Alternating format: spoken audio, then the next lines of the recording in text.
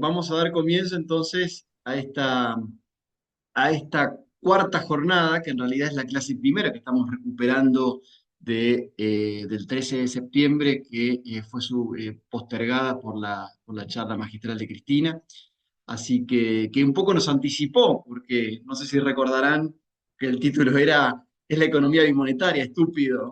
Entonces, obviamente nos sacó completamente el protagonismo y entonces postergamos la charla y que estamos dando en el día de hoy y que tenemos el placer de tener a dos compañeros brillantes y, bueno, y expertos en todos estos temas, a quien voy a presentar a continuación. En primer lugar, a María Jaro, que va a ser la expositora en primer lugar, y después voy a presentar a Im Mora, que se va a ser el segundo disertante.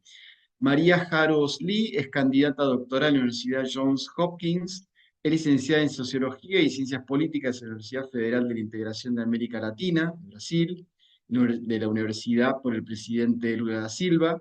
Tiene una maestría en Relaciones Internacionales de la Universidad Federal de Santa Catarina y un magíster en Estudios de China Contemporánea de la Escuela de la Ruta de la Seda y de la Universidad de Renmin de China. María trabajó en el Ministerio de Ciencia, Tecnología e Innovación de Argentina y en el gobierno de Tucumán. Fue consultora del Banco Interamericano de Desarrollo, el BID. Su investigación fue publicada en revistas internacionales como Nature, Reuters, UNESCO, entre otras. Es miembro del GATE, Grupo de Acompañamiento de Temas Estratégicos del Instituto Lula. Es delegada del Internacional Progresista. Bueno, María, muchas gracias, compañera, por sumarte a esta charla y te damos la palabra y tengo entendido que haces una presentación, así que si querés, creo que ya estás habilitada para compartir, así que bueno, bienvenido, tenés la palabra. Bueno, muchísimas gracias Juan por la invitación. Es siempre un placer estar en el Patria discutiendo estos temas que son tan importantes y más en este contexto nacional que es tan duro y bueno, creo que es la mejor manera de mejorar estas situaciones, juntarnos y empezar a debatir, ¿no? Cómo salimos de esta crisis y cómo ponemos al país de pie nuevamente. Eh, no sé por qué no me deja todavía compartir.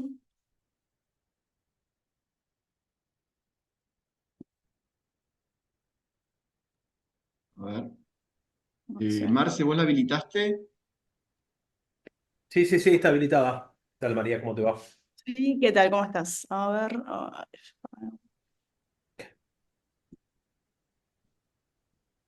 O si querés pasarme, María, y lo comparto yo, como quieras, ¿eh? No, ahí creo que va a funcionar. Ahí va. Ahí va. Ahí estamos. No. Ahí pueden ver la presentación. No, no se ve. Ok. Amagó como ¿Qué? para abrir algo, pero... Sí, creo que apreté algo mal, un minuto. Sí, sí. ¿Ahí? Dice que está como arrancando, pero se vuelve para Claro. atrás.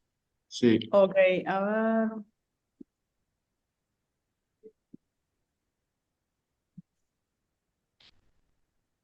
Un segundo. Cerrar sí. esto.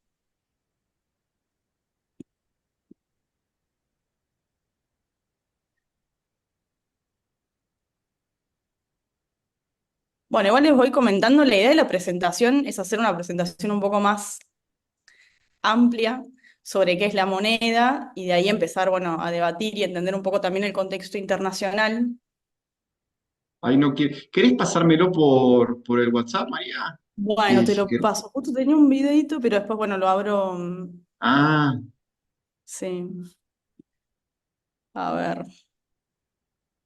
bueno, un segundo. Sí, qué mientras raro, tanto cheque. voy comentando, perdóname María, si hacemos Dale, una tranquila, tranquila. aclaración de cómo hacemos comúnmente. Vamos a tener una tanda de la exposición de los compañeros de 20-25 minutos y después vamos a hacer la parte de preguntas, intercambios hacia los docentes y vamos a ir haciendo esta ida y vuelta con ellos, ¿sí? Así que los que quieran ir mandando las consultas a través del chat, acá del Zoom y los vamos nosotros tomando nota de eso y se los transmitimos después a los compañeros para hacerles las preguntas. ¿Sí? Eh, ¿Querés, María? Porque es una lástima, si lo tenés, me parece sería bueno compartirlo. ¿Me lo pasaste? Sí, sí, sí, sí, a ver, estoy intentando ahora a ver si sí, a ver, te lo comparto por acá en PDF, Sí. porque la verdad que me esmeré bastante para... No, por eso, por A eso. veces estas No, cosas, la no. verdad, es más fácil por ahí, bueno, mostrar, ¿no? Los datos para que queden, sí, más comprensibles. Sí, Un sí, segundo. claro. Si querés, ¿me lo vas a pasar al WhatsApp o Sí, al te lo chat? paso al Dale, WhatsApp. Yo me lo mando por acá. favor, dale.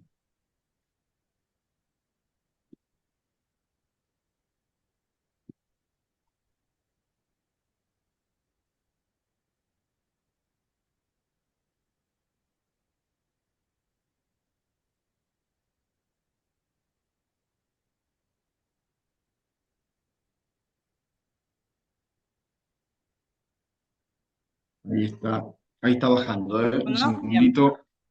Ahí está excelente. entrando, así que yo ya lo descargo. Les pido un minutito de paciencia, así ya hacemos eh, la presentación completa.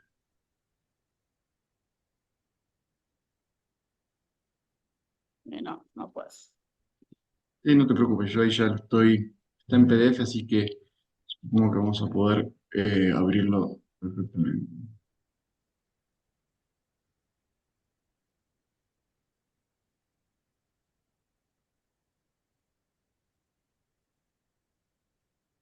¿No? No, lo tengo abierto acá, a ver si lo puedo.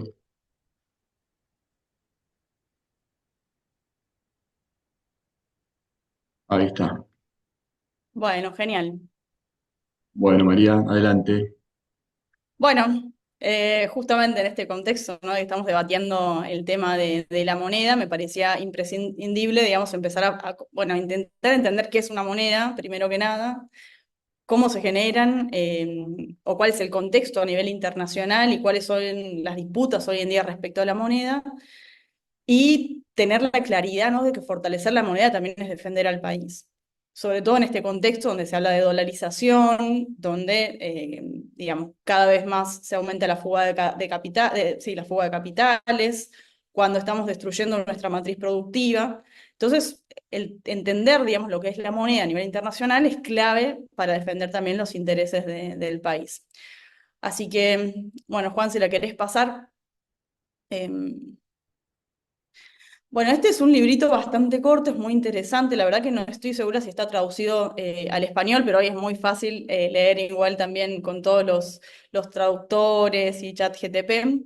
Pero es un sociólogo y economista político que se llama Geoffrey Ingham y que habla sobre la moneda. Así que nada, se los recomiendo, es sumamente interesante para entender cuestiones más también históricas y filosóficas, si se quiere, del tema de la moneda. Y menciona también bastante lo que fueron, digamos, el tema de las monedas alternativas en Argentina, ¿no? El BOCADES, etcétera. Así que es bien interesante para entender eso. Y también cuáles son los debates contemporáneos, ¿no? Respecto al Bitcoin, a las monedas digitales y todos estos nuevos debates que giran en torno al tema de la moneda. Así que Juan, si lo querés pasar.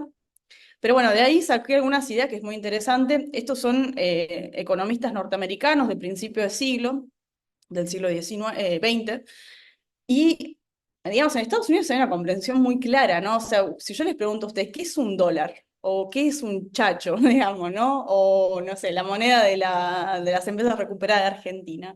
Bueno, ¿qué es lo que hay intrínseco o no respecto, ¿no? A la teoría monetaria? Eh, Estos no son de la nueva teoría monetaria, son de la teoría monetaria, digamos, de principio del siglo XX.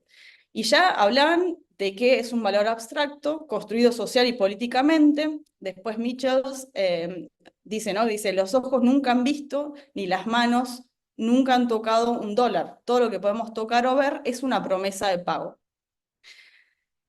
Y ahí es muy común, digamos, en digamos, en el sector de las finanzas, todos los IOU, que es un acrónimo, ¿no? De lo I owe you, que significa te debo, ¿no? Y esto es una cuestión absolutamente importante para entender que las monedas son, digamos, son instrumentos fiduciarios, es decir, un instrumento de fe, ¿no? Por eso en el primer slide mostré también la famosa frase, digamos, que hay en el dólar, que dice, en Dios creemos, ¿no?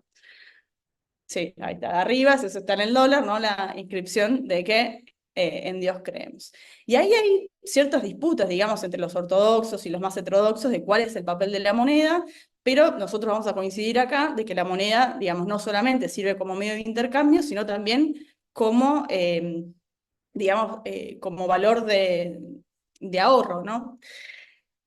Y uno de los temas que me parece centrales discutir también es que la moneda no es solamente, digamos, una tecnología social que nos permite intercambiar bienes, servicios, etcétera, nos permite ahorrar y nos permite, digamos, crear políticas de crecimiento o no, sino que también es una fuente de poder.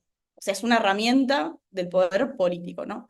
Y ahí tenemos que empezar también a pensar, digamos, quién crea la moneda, quién la controla, con qué fines se crea y cuáles son las cantidades, ¿no? Esos son los grandes debates respecto a las políticas, digamos, monetarias a nivel internacional inclusive.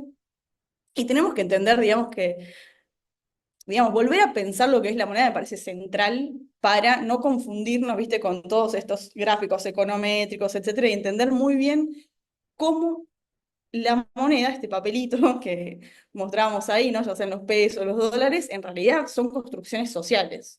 Y son construcciones sociales que están vinculadas también a estructuras de poder, no solamente, digamos, a nivel internacional, ¿no?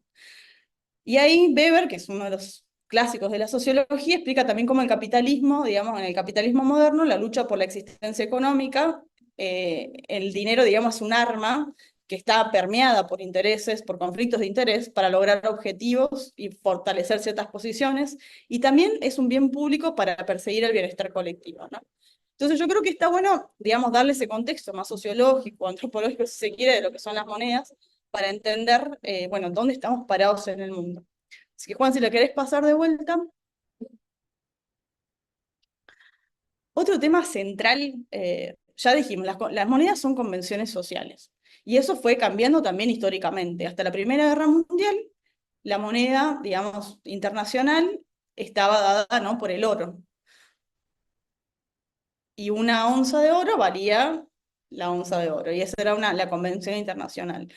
Después de la Segunda Guerra Mundial, que es donde Estados Unidos consolida su posición hegemónica a nivel global, una onza de oro pasa a valer $35. Es decir, cada dólar valía un porcentaje de oro de esa moneda, ¿no? Y eso es una convención, digamos, que estuvo dada, ¿no?, por la victoria, si se quiere, o por la hegemonía norteamericana que se consolida después de la Segunda Guerra Mundial. Pero esta situación llega a su fin en el 1971, cuando Estados Unidos rompe unilateralmente con el patrón oro-dólar, y el dólar pasa a valer dólar, ¿no? Y eso es bastante interesante y vamos a ver algunos datos después, más adelante, respecto, ¿no?, a lo que eso significa. Así que Juan, si querés pasarla, bueno, este es un video que, a ver, no sé si te mando el link, bueno, después si quieren, ahí está, si lo puedes ahí poner, es bastante cortito. Sí, para que, a ver, dice permitir, a ver, no quiero hacer lío, a ver si me deja.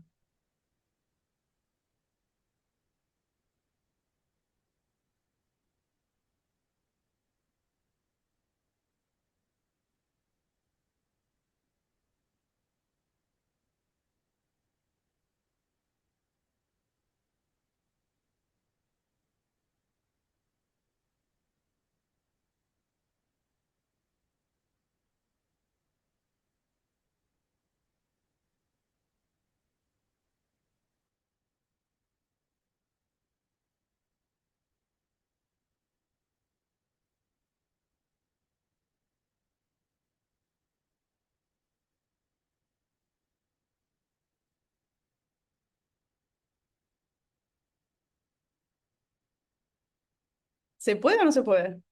A ver.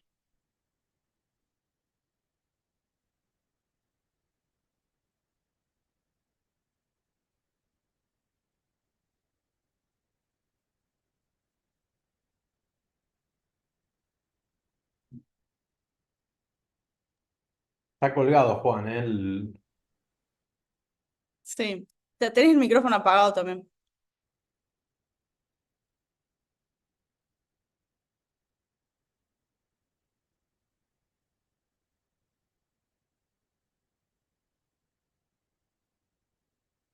¿No se reproduce? No. No, Ah, yo lo estaba mirando. Perdón. Capaz que pensé que no sabía. Bueno, a ver, ¿querés que te lo pase, Marce? ¿O cómo querés? No sé cómo no, va a ser hacemos. preferible después ponerlo en la página y que lo podamos ver más tarde, porque si no, Dale. no lo reproducís vos, no lo puedo reproducir yo. Ah, listo, listo. Perdón, yo Sí, no, estaba capaz muy, que tenés muy que compartir la concentrado ventana, ese es escuchándolo. el tema. Sí, a ver Bueno, si. bueno, está bien, está bien. Entonces, esperen, perdón, pero yo estaba muy concentrado escuchándolo, muy atento, y no. Entonces, esto lo tengo que cerrar, ¿no? A ver, claro, porque se abrió Sí. una. Entonces, a ver que tengo que volver. ¿Se ve ahora la presentación o tampoco? No. No, tampoco. Te conviene Ah, cerrar todo y volver a abrir. no, Bueno, es un poco. Siempre, no sé por qué venía bien el sub y ahora está todo muy complicado, pero. no, a ver, ¿para qué quiero? Claro, tengo. Bueno, ahí preguntan por qué Estados Unidos sale del patrón oro. Y bueno, sale del patrón oro porque se queda sin reservas, básicamente, ¿no? Tenemos el contexto de los 70 de un aumento fuerte de los precios del petróleo, las tremendos, digamos, gastos militares de Estados Unidos que continúan muy fuertes. Entonces, tenía dos opciones. O se complicaba la economía norteamericana o, digamos, el dólar pasa a valer dólar, ¿no? Y con eso, la verdad que complican a muchas economías a nivel global. A ver si ahí capaz que puedo ponerlo. A ver si lo. Que ahora se me sigue abriendo el. Ah, no, ahí está. Ahora, ¿Sí? Ahí está, a ver. Yo si no, a mí creo que me deja ponerlo para. bueno, ¿querés A que ver deje de acá. ¿Ahí lo compartir? ven? Dólar americano. Sí, perfecto. Mm. Ah, el dólar americano en su valor adquisitivo no es, diremos, el valor fiduciario escrito en el billete, porque está sobrevalorado sobre eso. Y esto se comprueba muy fácilmente. Hay una ley fiduciaria de los Estados Unidos que dice que al que va al Banco Federal le entregan el oro correspondiente al billete que entregue. Si usted va a la Reserva Federal y le dice cuánto vale una onza Troy, le dirán $35. Se saca $35 y tenemos una onza Troy, no se la venden, ¿eh? Porque ellos no venden oro. Entonces hay que ir a vender al mercado, a comprar al mercado libre. En el mercado libre, usted pide la onza Troy y le dan el oro. Pero ahí vale de 40 a $45 la onza Troy. ¿Qué quiere decir eso? Que los $35 por onza Troy es, es falso. Los americanos fijan el valor del oro por el dólar, no el valor del dólar por el oro. Si usted hace un empréstito en los Estados Unidos, supongamos de $100 millones, ya al firmar el empréstito usted va perdiendo el 25% por la sobrevaloración de la moneda. Porque el valor adquisitivo de una moneda no es el valor fiduciario escrito en el billete, sino el oro que representa. Ahí pierde el 25%. Pero como no le dan dinero, menos oro, usted está obligado a comprar en los Estados Unidos, prescindiendo de la licitación internacional. En el interior de Estados Unidos no se puede hacer licitación porque están los cárteles que fijan los precios que no bajan. Entonces eso lo tienen que... Bueno, lo voy a dejar acá igual, después se los paso porque es un poco largo, pero es muy interesante ahí cómo Perón va contando, ¿no? O sea, cuando te dan un préstamo en Estados Unidos, ya del vamos, eh, digamos, mal y pronto, te están cagando básicamente, ¿no? Porque en ese momento que uno iba a pedir plata la Reserva Federal, ya desde el vamos, ¿viste? Te comía, ya el cambio ya te comía la mitad digamos, un porcentaje del préstamo. Después cuando uno quiere comprar son todas las trabas. Al final la plata que llega a los países es muy minoritaria respecto a los préstamos que se pedían ya en esa época. Imagínense ahora con todas las herramientas financieras, etcétera, ¿no? que tiene Estados Unidos y el Fondo Monetario para generar ese tipo de préstamos. Así que Juan, si querés seguir con la presentación, después lo paso porque la verdad que es buenísimo el video y explica clarísimamente, ¿no? cómo se da, y esto estamos hablando de un contexto todavía donde, digamos, el dólar estaba basado, ¿no? en el oro. Un tema que me parece central, y esto me parece también clave, ¿no? Hoy estamos escuchando esta idea, ¿no? de la degeneración, del déficit, que tenemos que tener superávits. Y cuando vemos ahí en el siguiente slide, este es un dato de Bloomberg, o sea, una empresa absolutamente insospechada de ser ni de izquierda ni mucho menos, que muestra el déficit, o sea, el balance fiscal de Estados Unidos desde 1950 hasta la fecha y sus proyecciones. Y lo que vemos es que nada, son creo que 5 años que, digamos, Estados Unidos ha tenido superávit fiscales desde 1950 hasta la actualidad. Entonces esto me parece clave para entender, ¿no? Digamos, lo que está diciendo Milei es una locura porque ningún país en el mundo prácticamente tiene superávit fiscales y mucho menos las economías ricas. El siguiente slide muestra el déficit de Alemania. O sea, todo lo que está por abajo de cero es déficit. Esto estamos viendo Alemania, muy similar a Estados Unidos. Después, el de Inglaterra, también, o sea, estamos hablando que Inglaterra llegó en el 2020 a menos 25, digamos, menos 25 puntos de déficit fiscal, y Japón también. Estamos hablando de menos 15, pero en general no menos 10 de déficit. Y este es un gráfico del mismísimo Fondo Monetario Internacional, donde muestra que, no sé, son creo que 5 o 6 países a nivel global que tienen superávit fiscales. Y este es un tema central. ¿Volvé ahí el mapa, Juan? Sí. Sí.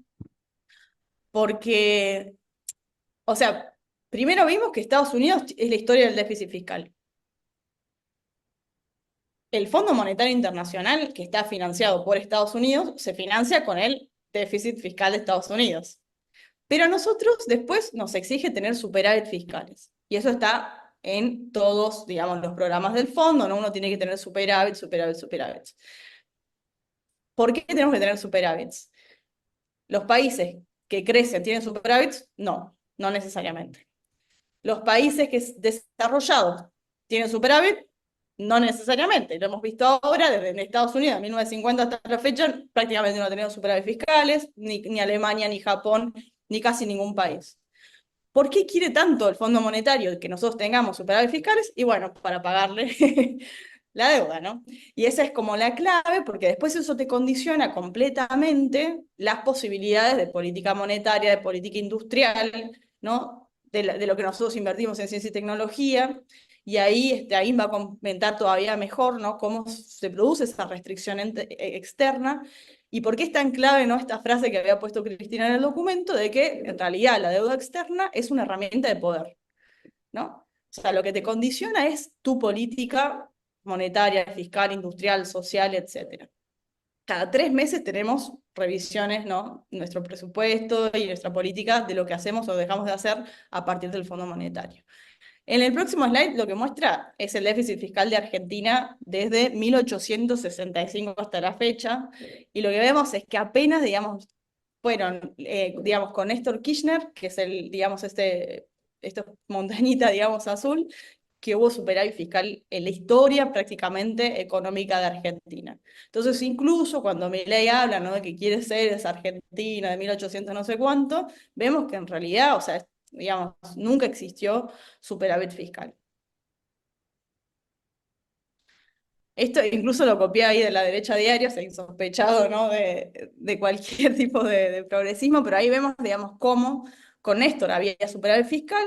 Eso comienza a complicarse, sobre todo con la baja, digamos, del boom de las commodities. Y esto es un punto clave porque si bien ven bien acá en el gráfico, digamos, en el periodo de Macri se acorta digamos, el naranja más oscuro, y esto va a pasar probablemente también ahora con Milei, que es decir, tenemos superávit primario. Pero en realidad, si vemos bien los números, lo que nosotros tenemos es un tremendo déficit, digamos, de la deuda, ¿no? Entonces, lo que se reduce es el gasto, digamos, público respecto, digamos, a las cuestiones sociales, educativas, etcétera, pero el pago de la deuda continúa. Y eso probablemente va a pasar también ahora con Milei, ¿no? Después, otro tema central es la deuda. Y ahí te pongo, sí, puse, esto lo pueden buscar en internet, está incluso, se llama Federal Budget en inglés, digamos, esto está súper publicado. Estados Unidos es el país más endeudado del planeta. Estamos hablando de 35 trillones de dólares, en español estos son billones. Y en el slide siguiente, bueno, esa es la deuda de Argentina respecto, no, ese es el anterior, Perdón. sí. Bueno, Argentina. ese puntito es nuestra deuda externa. Ah, Para que nosotros tengamos dimensión, ¿no?, de lo que significa, bueno, ser una potencia como Estados Unidos, que básicamente puede hoy imprimir lo que quiere, y eso está dado no porque Estados Unidos es súper rico y tiene superávit fiscal y hace todo muy prolijamente, y por eso son, digamos, la economía más importante a nivel global. No, en realidad es el país más endeudado, eh, digamos, que genera, digamos, todo este poderío justamente a partir del slide siguiente, Juan, que es la aceptación del dólar a escala internacional. Lo que hoy facilita gran parte del poderío norteamericano en términos económicos es justamente el uso del dólar. Entonces, todos nuestros países, generalmente, digamos, cuando digamos, aumentan sus reservas, aumentan en dólares, cuando comerciamos en dólares. Incluso cuando China le da un swap a Argentina en yuanes, Argentina tiene que convertir eso en dólares para pagarle al fondo o para cubrir, ¿no?, ciertos gastos. Y eso es lo que genera hoy en día que todas las transacciones que se hacen a nivel global, Estados Unidos continúa, ¿no?, respondiendo por prácticamente el 90% de esas transacciones a nivel internacional. Y eso es lo que les permite de alguna manera consolidar ese poderío de Estados Unidos. En el slide siguiente, bueno, este es el déficit comercial de los Estados Unidos, es un déficit absolutamente gigante. Después, si quieren, les paso, escribí hace unos años una nota en Pacurondo que decía: Estados Unidos, haz lo que yo digo, pero no lo que yo hago, ¿no? Porque es el país más endeudado, con más déficit comercial. No por nada, ahora, tanto los demócratas como los republicanos empiezan a preocuparse por esta situación y comienzan a generar una política mucho más proteccionista, y eso lo hacen fundamentalmente, digamos, por el comercio con China, y también una política sumamente industrialista. Pero bueno, hay una cuestión ahí que es estructural, y es que Estados Unidos también, al tener una moneda internacional, es muy poco competitivo respecto a, digamos, su política industrial, ¿no? O sea, los salarios en Estados Unidos comparativamente son muchísimo más altos, no tienen hoy una estructura logística ni de transporte, ¿no?, que te permita ser competitivo, como sí lo es China, por ejemplo, pero bueno, siguen teniendo el poder del dólar. Después, bueno, este año creo que va a salir un libro publicado de mi director de tesis ahí en Johns Hopkins, que él muestra cómo no, cuando, por ejemplo, en Libia, ¿no?, quisieron salirse del comercio de petróleo con dólares, también, digamos, entra ahí la geopolítica y, bueno, las guerras o una serie de estructuras financieras que tiene Estados Unidos para seguir manteniendo esta estructura monetaria internacional, porque es lo que le permite un margen de maniobra gigantesco respecto, ¿no?, a cómo motorizar la economía norteamericana y continuar, digamos, esta lógica estructural o jerárquica a nivel internacional. Otro tema que me parece muy importante es que, bueno, Estados Unidos es un país, como vimos recientemente, sumamente endeudado. Gran parte de esa deuda es deuda nacional, o sea, es Estados Unidos. Una parte inclusive bastante importante, casi un 6% de la deuda norteamericana, es la deuda de los estudiantes. ese es un tema no menor, ¿no? Pero otra parte muy grande de esa deuda está en manos de Japón y de China. Y este es un dato no menor, porque eso también para nosotros pensar estratégicamente, gran parte del déficit comercial de Estados Unidos es con China. Y gran parte de la deuda norteamericana está en manos chinas. Y eso es una diferencia muy grande respecto a lo que fue, por ejemplo, la Guerra Fría, ¿no? Donde vos tenías a la Unión Soviética y Estados Unidos compitiendo, pero no había una interdependencia económica tan grande como la que hoy existe entre Estados Unidos y China. Y eso no es un dato menor, porque, digamos, existe muchos deseos de algunos sectores, ¿no? De que China haga un sistema alternativo, etcétera, pero eso, digamos, si uno ve las negociaciones en general, siempre te meten, digamos, como cross-default respecto al Fondo Monetario, o en los acuerdos, inclusive con financiamiento chino aparece el CIADI, entonces eso también es importante no tenerlo en cuenta. La siguiente. Y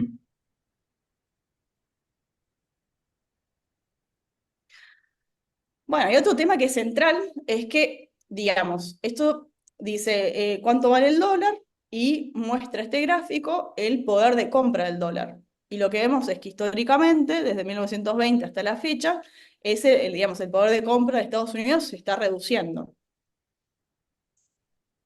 Y eso está generando también una serie de debates a nivel internacional de cómo se crean monedas alternativas o, digamos, hoy tanto Rusia como China han incrementado sustancialmente sus reservas de oro.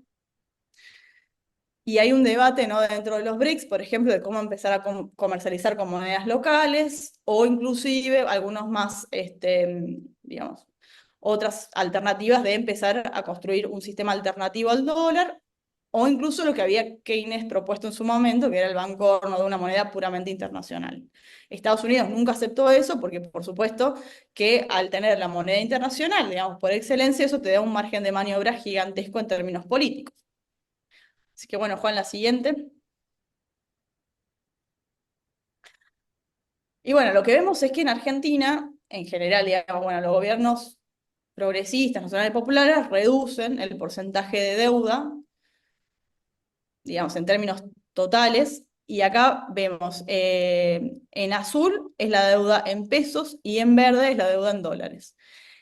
En general, los gobiernos, digamos, como el de Macri, probablemente es lo que quiere hacer Milei, pero bueno, hasta ahora tampoco le están bajando grandes fondos, es endeudarse, sobre todo en dólares, ¿no? Porque eso también es lo que les permite después a Estados Unidos y a los grandes fondos de inversión y al FMI, etcétera, controlar la política macroeconómica de Argentina, ¿no? Y generar, digamos, que los pocos recursos que llegan vía sector externo terminen después ya sea en la fuga o en el pago de la deuda. Y ahí, bueno, este año estuve la posibilidad de estar en La Habana discutiendo, se cumplían los 50 años del nuevo orden económico internacional, que fue un debate que incluso salió, digamos, de varios de los sectores, digamos, economistas, incluso Prebisch, en la CEPAL, ¿no? Y bueno, se genera un debate a nivel internacional sobre cómo modificar algunas de estas cosas. Después, si les interesa, se los comparto ahí en el documento. Y la verdad que es difícil, bueno, en Argentina pensar la economía, pero bueno, yo creo que sería muy importante empezar a, digamos, a tener una propuesta económica que de alguna manera se parezca un poco más a lo que fue el proceso brasileño, que sigue siendo una economía primarizada, etcétera, pero como vamos a mostrar ahora, Brasil consiguió crecer bastante, digamos, sustancialmente en estas últimas décadas, consiguió cierta estabilidad macroeconómica, que me parece que es también importantísimo, como dijimos, o sea, defender la moneda es defender al país, ¿no? Entonces, tener una moneda estable es crucial. Eso Brasil también lo ha conseguido con un consenso, ¿no? De la clase política, por ejemplo, de no promover el endeudamiento en dólares, y ahí vamos a ver algunos datos sobre eso. Pero bueno, este es, por ejemplo, el PBI, ¿no? De Argentina y Brasil, del 2002 hasta la fecha más o menos, y lo que vemos es que Brasil estaba, digamos, bastante similar a Argentina, y digamos, desde el 2006 capitalizó muchísimo el boom de las commodities y creció sustancialmente. Hoy Brasil está, creo que séptimo en términos de la economía a nivel global, ¿no? En el próximo, Juan. Otro tema que me parece sumamente importante, ¿no? Que digamos, además de haber capitalizado lo que fueron el boom de las commodities, Lula fue digamos, el presidente que más ahorró reservas a escala global, digamos, a escala global probablemente porque pasaron de tener muy pocas reservas, similares más o menos a los porcentajes que tenía Argentina, a hoy estar sentados en prácticamente 400.000 millones de dólares de reserva internacional, y eso le da una autonomía a Brasil, que si hoy le quiere cerrar la cuenta, digamos, quiere cerrar Twitter, lo puede hacer, porque hoy tiene, digamos, un margen de maniobra mínimo, ¿no? Que le permite sentarse en mesas internacionales y discutir digamos, una buena parte de la agenda internacional. Y esto es clave, hoy Argentina tiene reservas negativas. O sea, si uno calcula las reservas brutas argentinas, son, digamos, dan positivo porque están los swaps, varios préstamos, pero si uno calcula las reservas netas, estamos en índices negativos.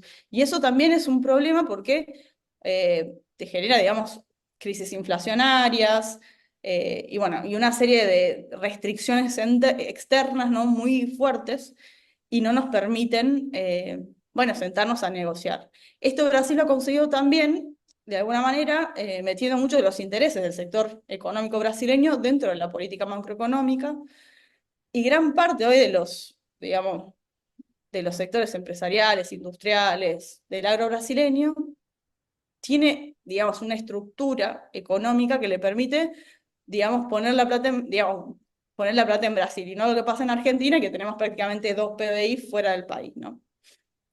Así que la próxima, Juan. Ok. 5 minutitos, María. ¿Sí? Sí, ya estoy ahí terminando. Bueno, esto es solamente para mostrar cómo la deuda externa en Argentina en dólares es mucho mayor que la de Brasil. En Brasil está cerca por ahí del 10% solamente la deuda brasileña es en dólares, y el resto son mecanismos, digamos, en reales, y eso le permite estabilidad. La próxima.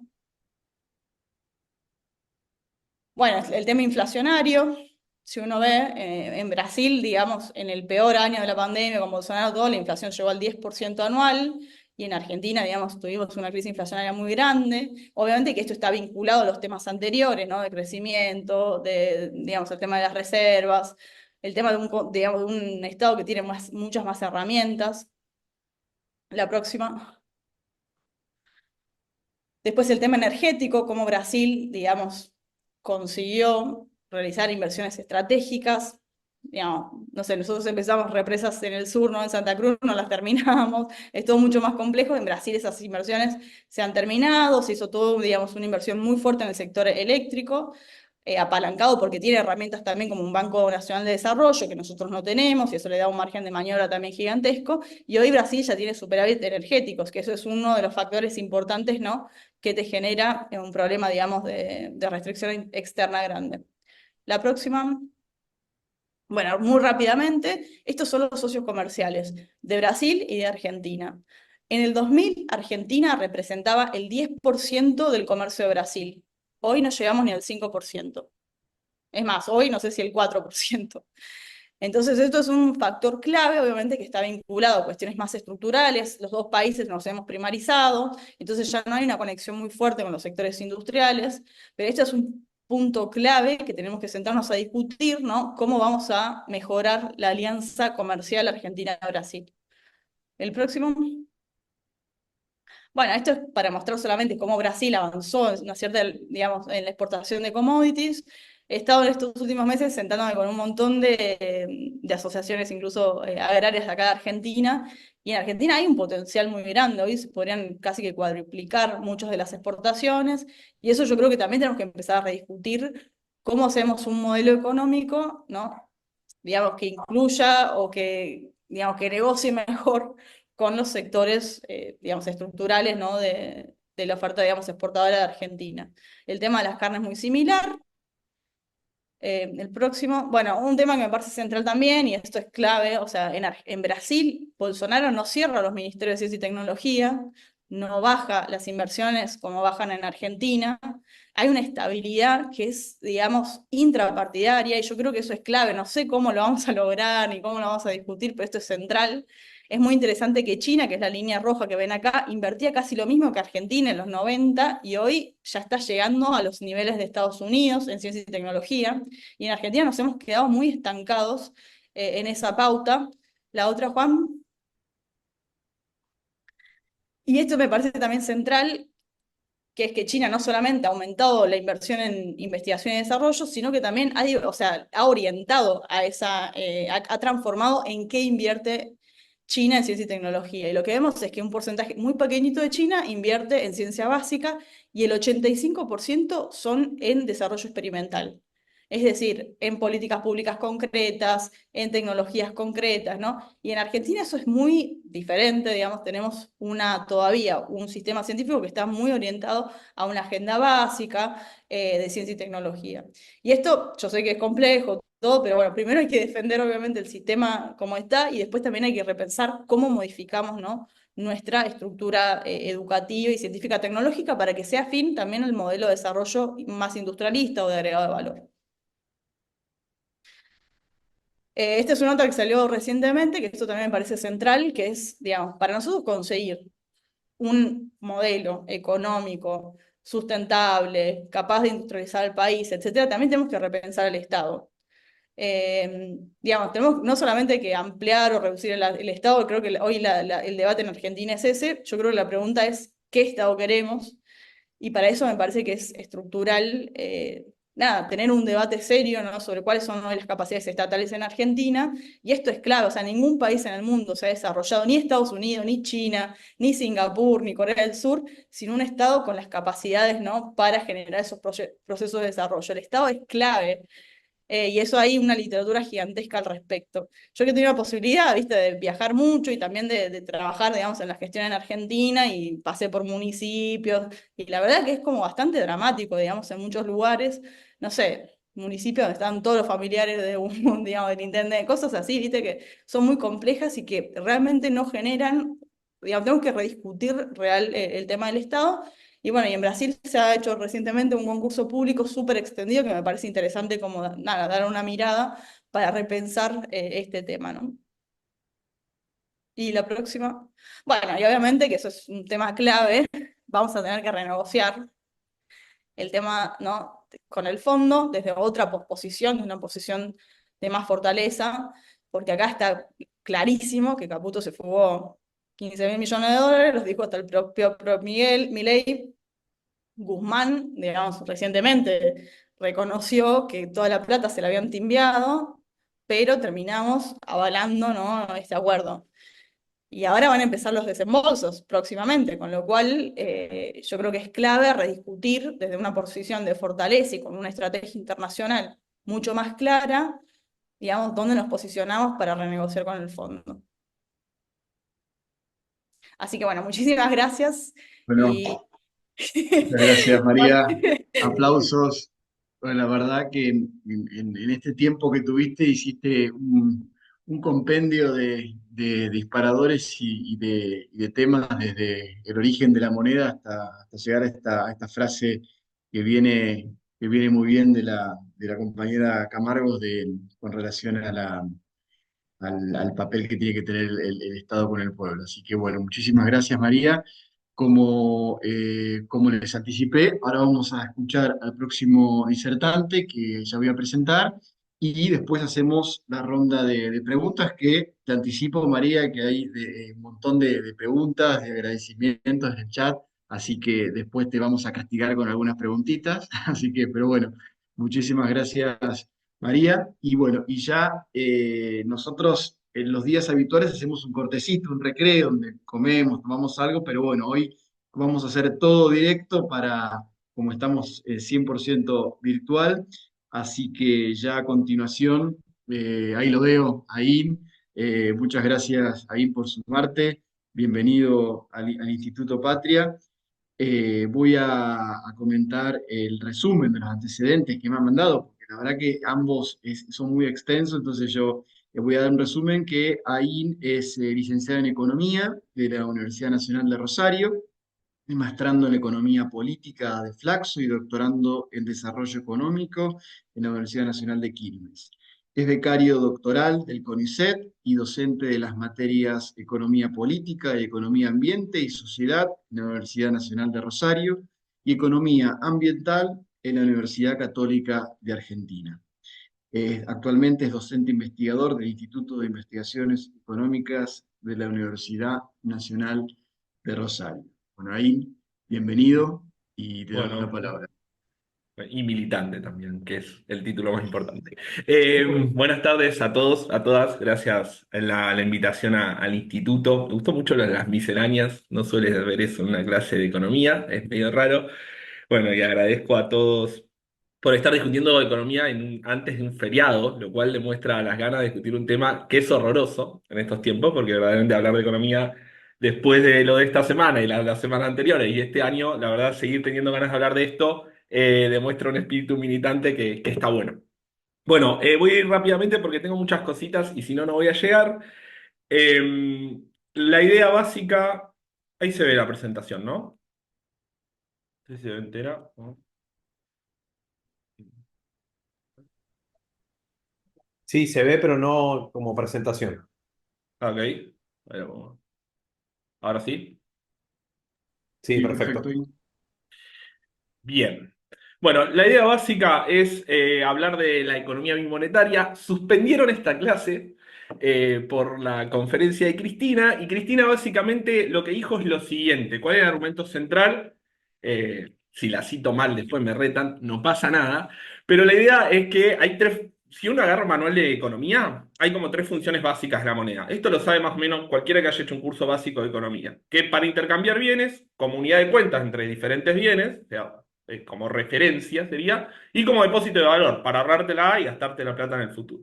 Lo que dijo Cristina, entre muchas otras cosas, no me voy a meter en la política, sino más en la economía en sí, es básicamente que estaba perdiendo sus funciones del peso. Básicamente, por ejemplo, una casa no está denominada en pesos, pierde su unidad de cuenta, ¿no? Está denominada en dólares, y como depósito de valor, ni hablar, muchos de los argentinos, más allá de las grandes empresas, los argentinos, estoy hablando de los argentinos de a pie, también no la adoptaban como depósito de valor. Entonces, lo que planteó es, existe en Argentina lo que se llama una economía bimonetaria, ¿no? Mi idea de la presentación de hoy es explicar por qué sucede eso, por qué no se puede transformar algo si primero no conocemos de dónde viene, y hay varias discusiones dentro de los economistas ahí de dónde viene este fenómeno de tener dos monedas o que coexistan dos monedas al mismo tiempo. Y luego sí, si quieren, después de la ronda de preguntas, propongo un par de debates también con economistas de este lado, que me resulta bastante interesante y bastante actual como para poder enfrentar la ola liberal neoliberal. ¿Bien? Entonces, ese era el diagnóstico. ¿Qué decimos los economistas? Que básicamente esta idea de la economía bimonetaria se trabaja hace bastante en la economía política argentina y habrán escuchado nombrar el concepto, recién María lo nombró, de restricción externa. ¿Sí? O sea, que en realidad economía bimonetaria se entiende más en el sentido común, pero el concepto principal a lo que se refiere la economía monetaria es al concepto de restricción externa. ¿Qué carajo es la restricción externa? Básicamente es la incapacidad para sostener las reservas de un país. Es decir, la incapacidad para sostener la insuficiencia de divisas, para sostener un crecimiento sostenido en el tiempo. ¿Sí? Básicamente, como demostró recién María, la mayor moneda o la moneda hegemónica para comerciar a nivel internacional es el dólar, ¿no? Puede ser también el yuan, puede ser el euro, quizá en menor medida, pero son las monedas hegemónicas. Si uno no tiene esas monedas, se le complica para comerciar con el resto del mundo, para venderle bienes y para comprar bienes del resto del mundo, lo que se denomina balanza comercial. Bueno, el concepto de restricción externa que hace referencia, y es el origen de la economía bimonetaria, y es el problema estructural más grande de Argentina. Y cuando digo estructural me refiero a es que no es coyuntural, no es de un gobierno, no es de un color político, sino lo que lo van a tener todos. Por más que lo quieran tapar, en algún momento va a salir. ¿Bien? Taparlo no sirve mucho, vamos a tratar de demostrarlo. Es que en nuestros senderos de crecimiento, en el mejor de los casos, por ejemplo, en los primeros dos gobiernos kirchneristas, ese mismo sendero de crecimiento te lleva a una insuficiencia de divisas. Y esa insuficiencia de divisas te frena el crecimiento. Te frena el crecimiento y vienen otros males, como la inflación, como la distribución de ingresos, como la desocupación, etc. ¿Bien? Fíjense, ahí hay un gráfico, horrible el gráfico, ¿no? Es el crecimiento interanual de Argentina, o sea, año a año, ¿no? Está en porcentaje, en el eje de las ordenadas hay porcentaje, y va de 1961 para acá. Pasamos de todo, pasamos una vida, 2 o 3 vidas en Argentina, y muchas crisis, y fíjense que se parece mucho más a un electrocardiograma, cuando estamos vivos, ¿sí? En donde el PBI se mueve. Esto es no tener un crecimiento sostenido en el tiempo, ¿sí? Esto es subir, bajar, estar en el frenesí de la victoria y después decir, no, somos un desastre, somos un país de mierda, no, somos el mejor país del mundo. Es ese frenesí un poco el crecimiento, cuando yo digo, no hay un crecimiento sostenido en el tiempo. Y fíjense que va desde 15 a -15, o sea que la variabilidad es alta. En países desarrollados esa variabilidad es mucho más corta, ¿bien? Ahora bien, ¿por qué pasa esto? ¿Sí? ¿Por qué los economistas decimos que hay una restricción externa? Hay como un consenso bastante básico de los economistas de este lado, después hablo de ellos, sobre que hay una restricción externa en el sector productivo. ¿Bien? Ahora la explicamos. Pero también me gustaría debatir una restricción externa que aparece con la última dictadura militar, que Juan Pablo la resumió bien, y María también, en timba, ¿sí? Que básicamente es eso, pero que tiene que ver con el sector financiero, con una restricción externa por otro lado. Entonces, como armé una charla más o menos sobre el ABC de la economía monetaria, dije, bueno, hay dos maneras en donde se presenta esta restricción externa, que es la causa de la economía bimonetaria. Por un lado, la culpa está en el sector productivo y por otro lado también en el sector financiero, que es una herencia del neoliberalismo, de la dictadura, pero también del menemismo. Vamos a empezar con la clásica y la voy a mostrar con algún dato. La restricción externa clásica la tratan muchos autores. Diamant es uno de los más conocidos y es uno de los que a mí más me gusta. La paradójica que te gustan economistas que no son economistas. Diamant era ingeniero y los economistas no me caen muy bien, pero Diamant es del palo. También Prebisch, que lo nombró recién María. Hay muchos autores que se denominan estructuralistas que ya laburaron hace muchos años esta restricción clásica, que es la que aparece en el segundo peronismo, ¿no? En el segundo peronismo estoy hablando del general Perón. Que básicamente ¿en qué consistía? Cuando los países se quieren, lo voy a explicar esto, y armé esta red, pero muy conceptual, muy simplificada. Si me agarra un economista me mata, pero no importa. Hay una fase expansiva, ¿sí? Donde el gobierno interviene en la economía, donde sabemos que ayuda a que crezcan los salarios, donde tiene a los sindicatos aliados. ¿Cuál es el problema de esa fase expansiva que figura ahí como arriba del ciclo? Esto es como el ciclo del meme, usted está aquí, bueno, pero ahora vemos dónde estamos nosotros. Ahí crece el consumo. ¿Cuál es el problema? Que Argentina no es un país desarrollado, esto no es noticia nueva. Entonces se inserta mundialmente de manera dependiente. ¿Esto qué quiere decir? Que para desarrollar su industria, en el caso del peronismo o en el caso del desarrollismo después, necesita muchos bienes industriales. ¿Esto qué genera?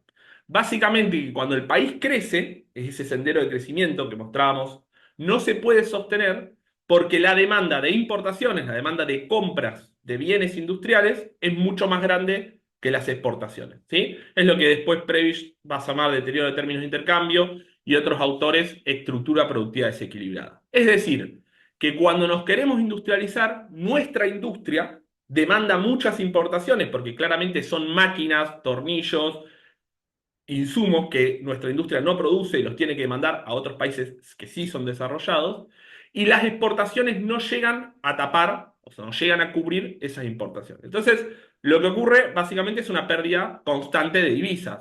Si vos siempre estás demandándole más al resto del mundo de lo que estás vendiendo, tenés un déficit comercial. Es lo que se denomina déficit comercial. Las importaciones exceden a las exportaciones. Entonces, ahí aparece la famosa crisis de balanza de pagos. ¿Qué hacemos?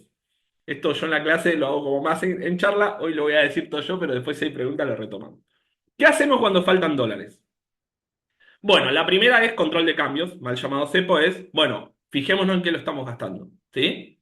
La otra es, bueno, tratemos de que vengan inversiones del exterior. Esa es otra posible, la inversión extranjera directa, la famosa salida de Onganía, ¿no? Pero más allá de eso, y más allá de esos intentos, que siempre generalmente en la historia económica argentina resultaron un fracaso, el gobierno devalúa, ¿sí? Termina devaluando. Incluso economistas que no quieren devaluar, ¿sí? Pero no les queda otra porque justamente esta no compensación entre importaciones y exportaciones lo hacen o lo determinan, terminan en una devaluación. Y esa devaluación es el origen de la inflación en Argentina. Así, lisa y llanamente. No hay una cuestión de emisión, no hay una cuestión de un razonamiento de una teoría cuantitativa del dinero o más liberal sobre que la emisión genera inflación, sino que básicamente la inflación en Argentina o el origen lo da su propia estructura. Al importar más de lo que se exporta, perdemos dólares. Al perder dólares, el gobierno en algún momento, sea el color político que sea, termina devaluando. Y esa devaluación genera inflación. Básicamente, ¿por qué? Porque los productos importados son más caros y porque producimos alimentos. Y al producir alimentos, si yo exporto a un determinado precio y devalúo, gano más, entonces traslado esa ganancia también al interior. ¿Bien? Ahí siempre hay el mismo ejemplo. Si yo vendo una tonelada de trigo a 1.000 pesos y devalúo y paso de $1 a 1.000 a $1 a 1.500, ¿a cuánto voy a vender la misma tonelada acá? A 1.500. Es una cuestión de rentabilidad, no es que el capitalista sea malo, el capitalismo funciona de esa manera, entonces traslada ese aumento al interior. Entonces ahí tenés el proceso inflacionario, ahí tenés la pérdida de poder adquisitivo, y ahí si encima no tenés un gobierno nacional y popular, tenés el ajuste y de vuelta el ciclo. Este ciclo, muchos economistas le llaman stop and go, es como vas, creces, pero el mismo crecimiento determina tu caída después. Es como un mecanismo quizá un poco automático, lo estoy simplificando mucho, pero es para llegar a algo. Este es el crecimiento de la industria en esos años, en los años desarrollistas, en los años donde se distribuía mejor el ingreso. Fíjense que también es muy parecido un electrocardiograma. Crece al 9, después cae al 2, después crece al 5, crece al 5, cae 12. O sea, nunca puede tener la industria un crecimiento sostenido en el tiempo, incluso con gobiernos que tratan de que la industria crezca. ¿Bien? Y este gráfico, un poco más nuevo, lo que demuestra es lo mismo. Lo que está en la línea azul son las variaciones del PBI. Y lo que está en la línea roja, no tengo el puntero que tengo en clase, es el saldo comercial. Fíjense que cuando baja el PBI, o sea, cuando la economía cae, nosotros crecemos comercialmente, es decir, que le vendemos más al resto del mundo que lo que compramos. En cambio, cuando la economía crece, o sea, cuando lo azul está creciendo, lo rojo cae. ¿Eso por qué sucede? Porque nuestro saldo comercial está perjudicándose, porque necesitamos más importaciones de lo que estamos exportando. ¿Sí? Ese es el famoso déficit comercial, que en realidad cuando vos creces, es decir, cuando lo azul sube, lo rojo baja. Fíjense que se mueven como espejos. ¿Sí? O sea, la idea es que cuando uno crece, el otro cae, justamente porque la propia dinámica genera un stop. ¿Bien? Esto en el kirchnerismo y en los tres gobiernos, el primero de Néstor y los dos de Cristina, sucedió. Y sucedió básicamente por la culpa, después lo podemos discutir a esto mucho más porque no me da el tiempo, de tres sectores. Primero, el sector automotriz, que claramente es deficitario. Después el sector energético y también el sector de electrónica. ¿Bien? Son esos tres sectores. Voy a mostrar por qué, ¿no? O sea, después podemos discutir el por qué, mejor. Vamos a dejarlo así. Este es, me tapa la barrita, ahí está. Este es el de electrónica, ¿sí? Electrónica pueden ser las computadoras, ¿bien? Tierra del Fuego. Vamos a simplificarlo así. En verde están las importaciones. Fíjense que siempre son crecientes.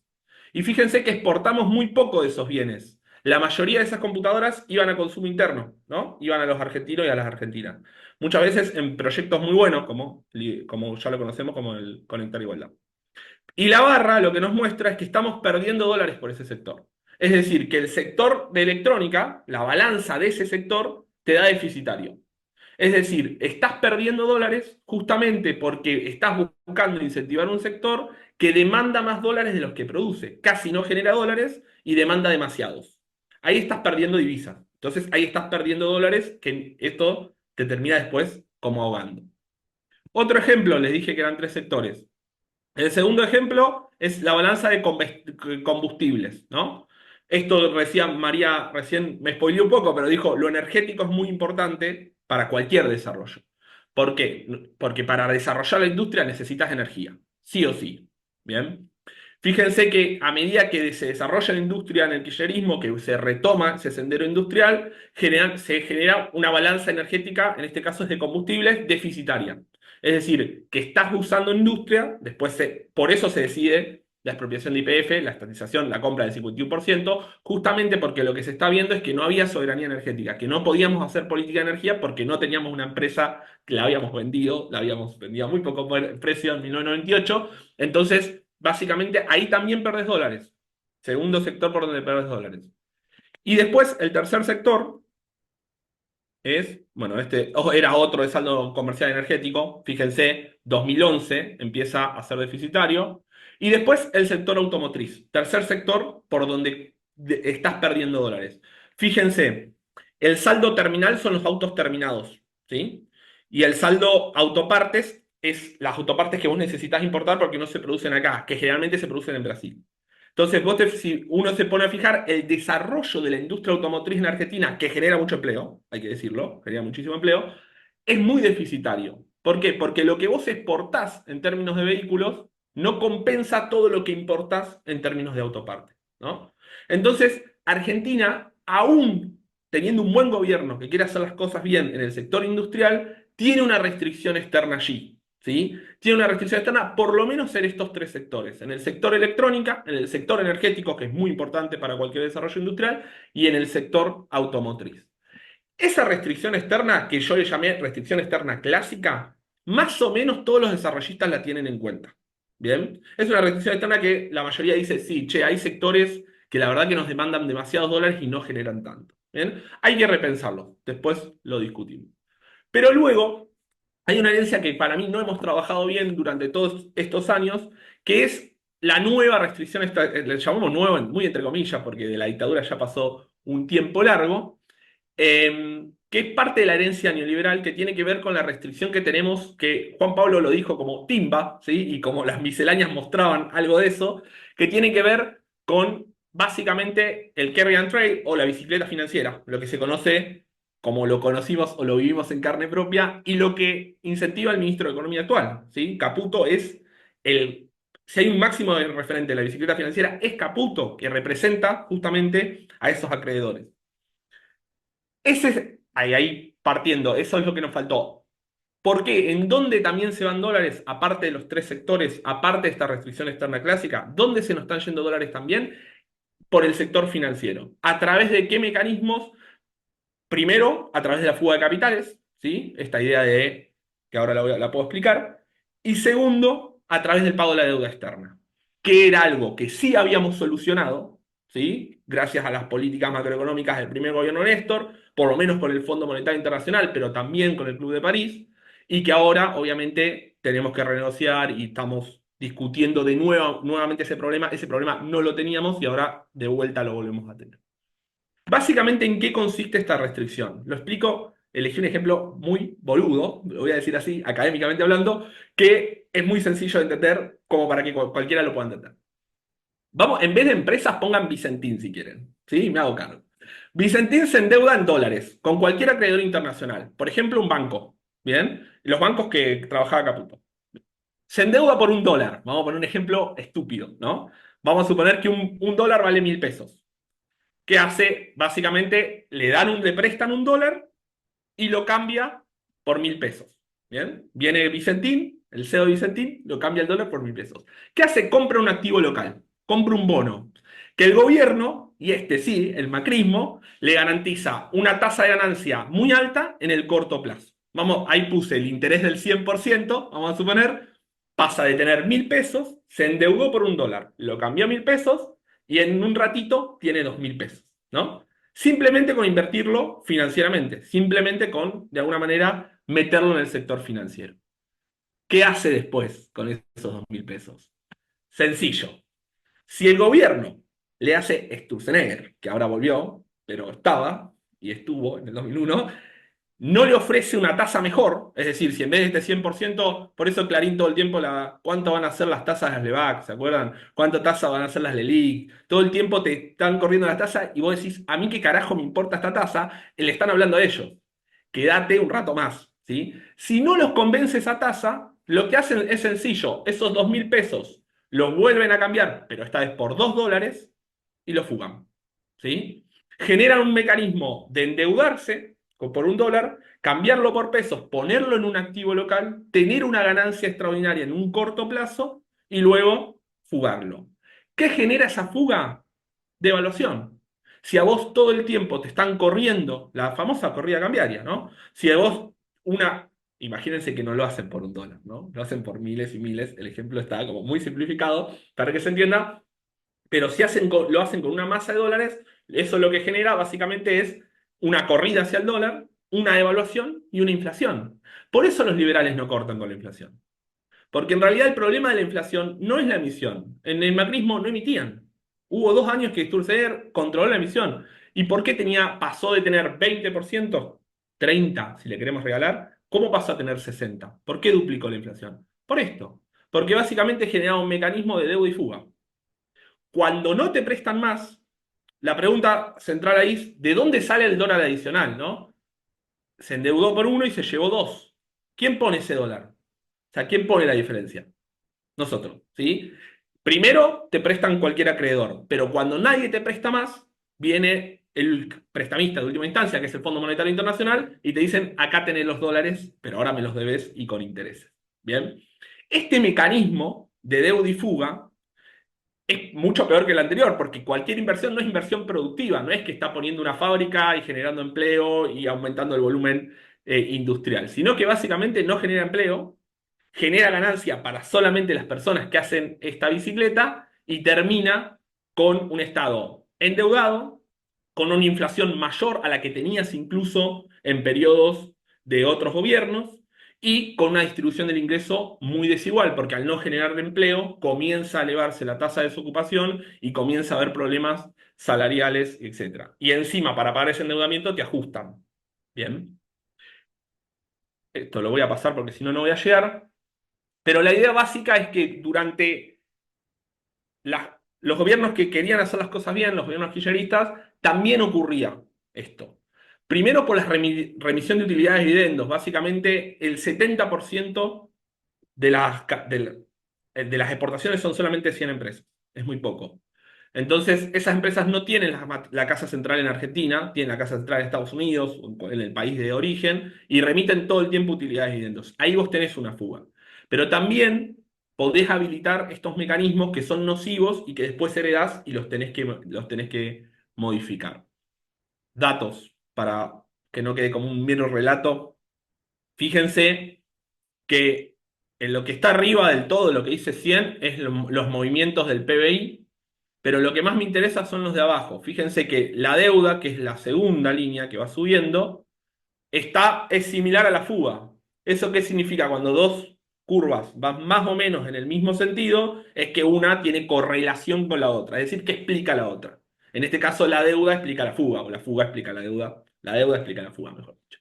Y fíjense que el PBI no crece tanto como la deuda y la fuga. ¿Y esto qué quiere decir? Que vos no estás tomando deuda para ser mejor, para crecer más, para poner una escuela, un hospital, una autopista, infraestructura, una central nuclear. Estás tomando deuda para timbiarla.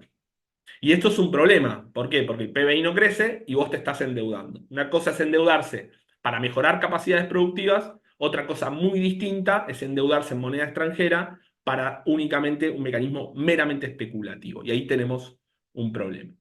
Y este es el balance cambiario en el macrismo. Esto es un dato del Banco Central de enero de 2016 a abril de 2018. Esto es donde dice fuentes, de dónde viene la guita, y donde dice uso, para qué carajo lo usaste. ¿Sí?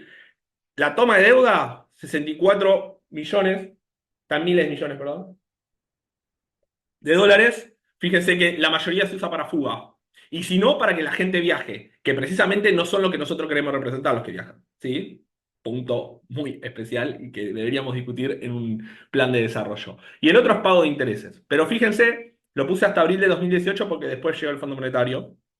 Peor, el préstamo del Fondo Monetario, 45.000 millones de dólares, 44,5, no importa. La mayoría se fue a fuga, todo se fue a fuga. ¿Sí? No hay una mejora de las capacidades productivas. Y encima ese préstamo lo tenés que devolver. ¿Bien? No hicimos auditoría de esa deuda, no hicimos casi nada. Y fíjense que tuviste un buen balance comercial. ¿Qué significa esto? Que realmente exportaste más de lo que importaste. Sobre todo porque cayeron las importaciones porque la industria se estaba destrozando en el macrismo. Pero aún así, esos dólares que generás en el sector comercial se te están yendo financieramente. Y ahí tenés esta segunda restricción externa o esta segunda explicación de por qué existe una economía monetaria que básicamente está generando mecanismos especulativos. conclusión, y así llegamos para el debate. ¿Estoy bien de tiempo? Así. Eh, Hay que aprender que el origen de la economía bimonetaria es la restricción externa. Es el principal problema estructural de la economía argentina. Y hasta que nosotros no resolvamos este problema, no resolvemos todos los otros. ¿Sí? Con esto digo, no resolvemos la inflación, no resolvemos un montón de otras cuestiones. ¿Bien? En épocas que no hubo inflación, ejemplo, la convertibilidad, no es que resolviste la restricción externa. Tapaste con dólares de privatizaciones y toma de deuda. La calmaste hasta que llegó un momento que explotó y explotó en la peor crisis de la historia argentina. ¿Bien? Entonces, es un fenómeno latente que, que siempre vamos a tener.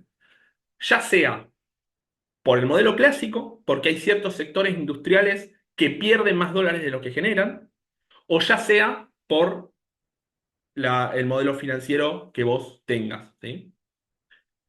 ¿Cómo salimos de esta? Y tiro el disparador y ahora la charla lo discutimos. Los liberales no la ven. Para los liberales la restricción externa no existe.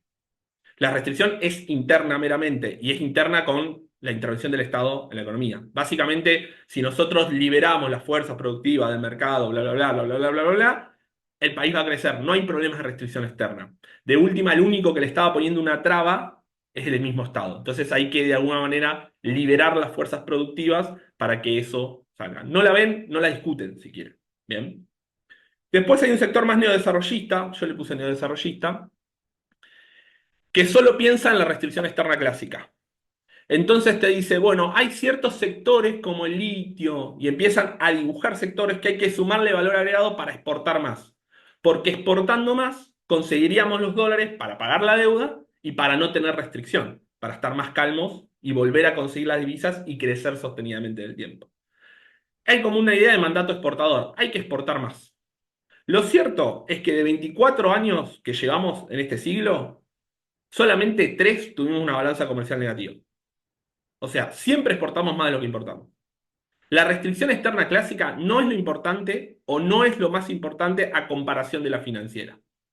Entonces, lo que hay que hacer para de alguna manera poder superar la restricción externa es primero sacar a este gobierno y segundo, tener nuestro DNU, un plan de desarrollo. Y para tener un plan de desarrollo, primero hay que derogar la reforma financiera de la dictadura de 1977, porque sin eso seguís teniendo los mecanismos financieros y te siguen pudiendo fugar lisa y llanamente. Cualquier otro país más serio, en términos de control, tiene mayor control de capitales que nosotros. ¿Sí? No podés hacer lo mismo que se hace en Argentina. Después una reforma impositiva para distribuir el ingreso mejor y no tener una estructura tributaria tan regresiva como tiene Argentina. Y después elegir a qué sectores industrializar. Y con esto cierro. Me quedo con la última frase de María, que concuerdo 100%. Ningún país se desarrolló desde el siglo XX para acá. Singapur, Corea del Sur, los tigres asiáticos, los llamados tigres asiáticos, Estados Unidos mismo, sin un plan de desarrollo estratégico del Estado. Y cuando digo estratégico, digo elegir a qué sectores le vamos a dar los dólares para que se industrialice y elegir a qué sector no se lo vamos a dar y preferimos que no industrializarlo. Esa política, que hasta a veces suena medio antipopular, porque es sacrificar sectores en pos de otro, la hicieron todos los países que de alguna manera querían desarrollarse o industrializarse. Entonces, me parece que nuestro plan de desarrollo integral no solamente tiene que tener en cuenta algunas cuestiones sociales que no abordé hoy, por una cuestión de tiempo y porque ahí vamos a hablar de economía y monetaria, tiene que tener en cuenta la reforma impositiva sí o sí, tienen que tener en cuenta la reforma financiera y tiene que determinar qué sectores le parece más que hay que incentivar para insertarse en las cadenas globales de valor y qué sectores realmente no sirve seguir incentivándolo porque nos vuelve el mandato de la restricción externa para acá. Y él lo dejo para la discusión. Bueno, bueno, muchos aplausos. Muchas gracias, Aim, por, por el tiempo y bueno, la verdad por la simplicidad, para meter tantos temas. La verdad, muchas gracias. Y respetar los tiempos, que a veces, como decías, siempre da para extender y extender. Así que muchísimas gracias. Y bueno, luego de esta brillante conclusión que dejaste, vamos a las preguntas, que bueno, vamos a tratar de hacer 3 o 4 para cada uno, en razón al tiempo que nos queda. Así que voy a ir haciendo una y una. Eh, María acá en el chat, Francisco Quirino pregunta si un poco historia, si la economía monetaria basada en el oro no era como una especie de trueque en proceso evolutivo. ¿María? No, bueno, pienso que era, digamos, estaba vinculado al momento histórico, ¿no? Inglaterra, digamos, era la hegemonía a nivel global, tenía tremendas reservas de oro, buena parte la sigue teniendo, Caputo mandó a Inglaterra el oro, ¿no? Recientemente de Argentina, y era, digamos, la manera que se había encontrado en ese momento de comercial a nivel internacional. Obviamente que eso tenía también digamos, dificultades, porque como muestra ese video de Perón, es buenísimo. Dice Perón, pedimos un préstamo, después que trae ese préstamo, nunca te dan los dólares, por supuesto. Entonces, el oro, ¿no? Entonces es toda una logística. Imagínense, bueno, ahora Caputo, digamos, no es tan fácil fugar dólares. Necesitas navío, es toda una logística gigantesca, ¿no? Para depositar. Y entonces en ese momento Inglaterra lo podía hacer porque estábamos en un momento tecnológico inclusive que era lo que estaba, era lo factible, lo que se podía realizar.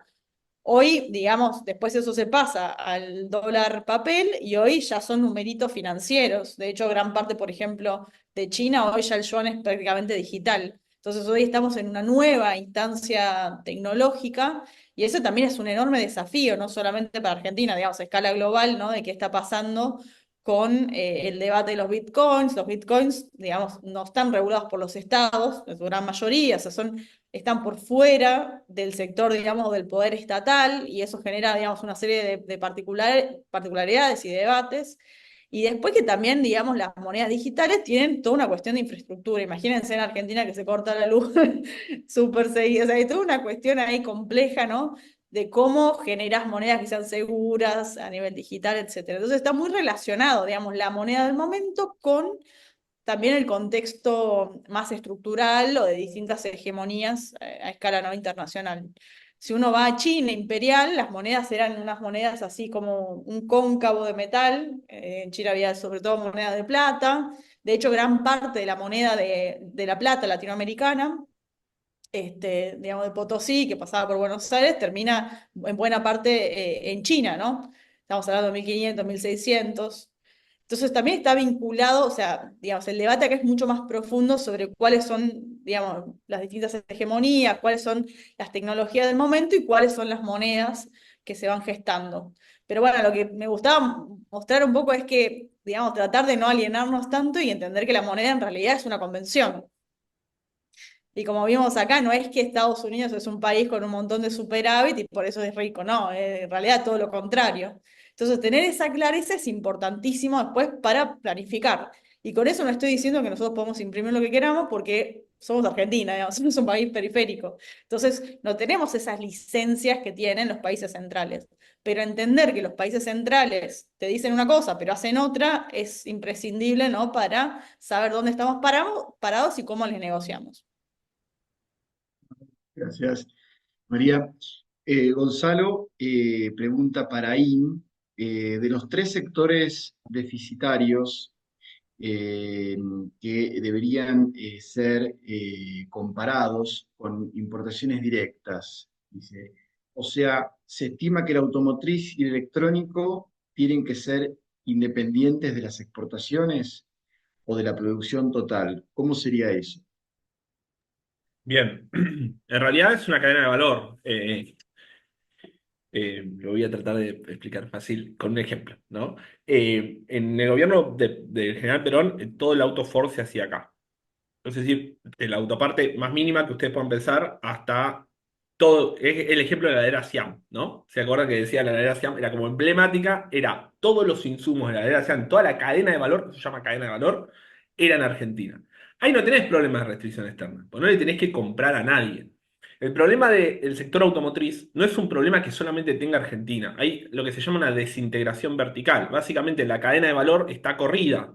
Solamente, por ejemplo, yo vivo en Rosario, soy de Rosario, acá está la General Motors, acá muy cerca, y hace solamente una parte del proceso productivo del auto. Problema que la nueva División Internacional del Trabajo, nos deja a nosotros una parte que está bien en términos de empleo, o podríamos discutirlo, no soy tampoco especialista en eso, pero lo que genera es que vos necesites muchas importaciones. ¿Podrías tratar de sustituirlas? Quizás sí. Quizás si tenés un plan de desarrollo serio, podés tratar de que esas autopartes dejen de ser importadas y poderlas hacerlo acá.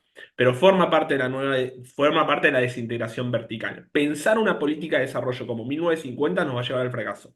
¿Por qué? Porque el capitalismo cambió, mutó completamente y la fragmentación productiva, que es esto que estoy explicando, ya es un hecho. ¿Sí? Muchos de esos autos o esas camionetas, sobre todo las pick-up que nosotros exportamos, muchos de esos insumos no los producimos nosotros. Entonces, ahí hay toda una política por delante que hay que ver sector por sector, y ahí sí soy muy sectorial yo, qué se puede sustituir y en caso de no poder, decir, bueno, quizá este sector no es algo que nosotros podamos profundizar en el siglo XXI. Lo mismo el sector electrónico, que en realidad la tarea que se hacía en Tierra del Fuego es muy de ensamblaje, porque sobre todo las importaciones eran chinas, y ese producto importado, los chinos son muy vivos para desarrollarse, porque la tienen muy clara, y no te importan dos o tres partes. O sea, no te van a regalar el proceso de sustitución de importaciones. O sea, no te van a decir, che, te importo estas dos o tres partes y el resto producilo vos. Lo que genera es, te venden el starter pack completo, casi la computadora completa. De hecho, hay una anécdota de un colega, que no lo voy a citar, pero que decía, ni siquiera el libro de instrucciones podíamos hacer. O sea, entonces, ahí también hay una tarea. Si es un sector a desarrollar, si nosotros verdaderamente podríamos sostener ese sector. Hay economistas que piensan que quizá no es un buen sector para desarrollar y quizá hay que buscar otros sectores, como el sector de la industria del conocimiento o el sector del litio, ¿sí? O más la valorización de los recursos naturales. Es todo un debate, pero creo que ponerlo sobre la mesa y reconocer los problemas que hemos tenido ya es un buen punto de partida como para después poder avanzar si en un plan de esto, de elegir qué sectores priorizar y qué sectores realmente no podemos aumentar la cadena de valor o no podemos hacer que la cadena de valor sea propia, o sea enteramente nacional. Gracias, Marín. Carlos, para María, creo que estaba en una de las Filipinas. ¿Qué significa que China retire títulos comprados a Estados Unidos por 12.000 millones de dólares?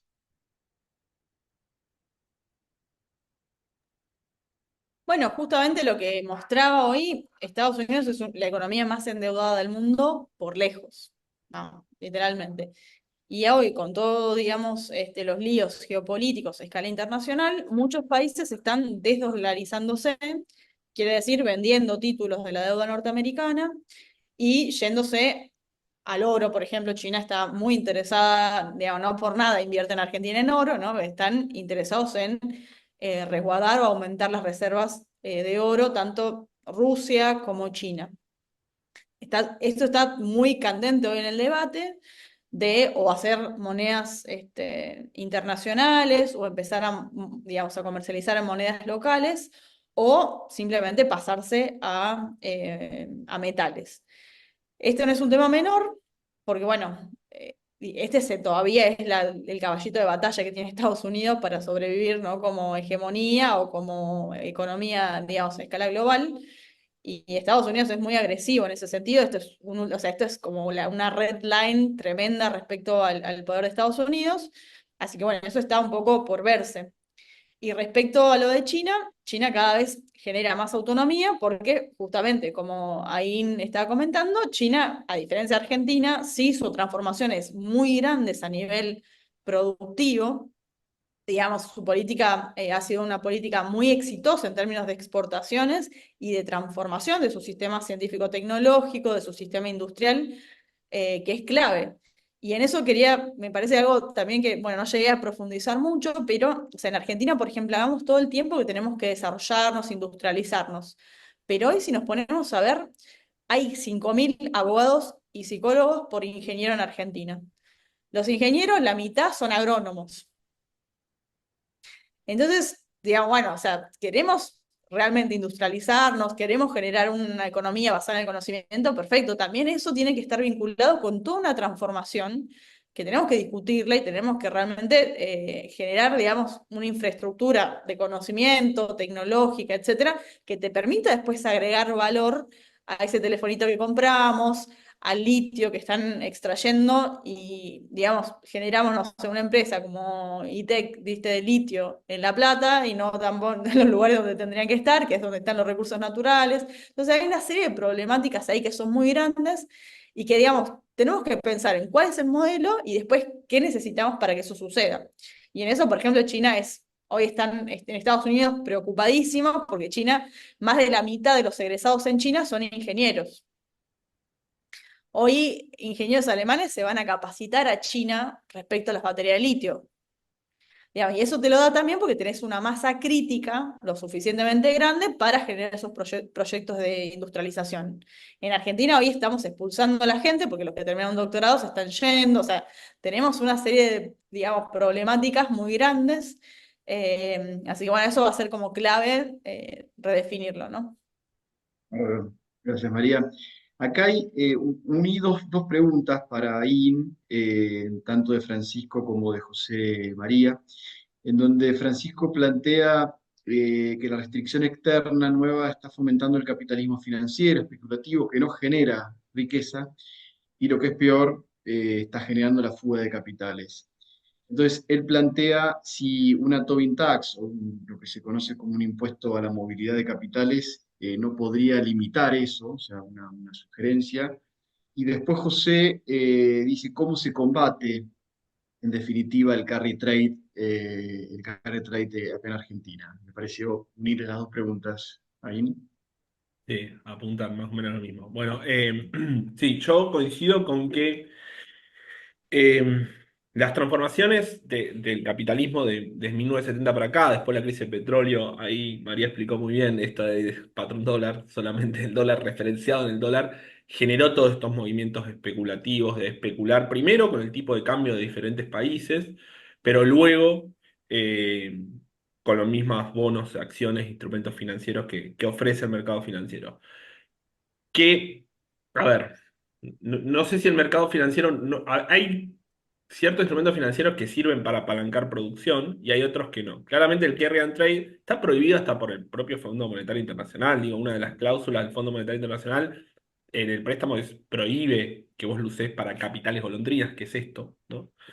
Eh, ¿Cómo lo podríamos controlar? Nosotros tenemos una reforma financiera de Martínez de Oz de 1977, que si bien ha sufrido algunas modificaciones, no ha sido derogada completamente y no hemos tenido la fortaleza como para instalar otra.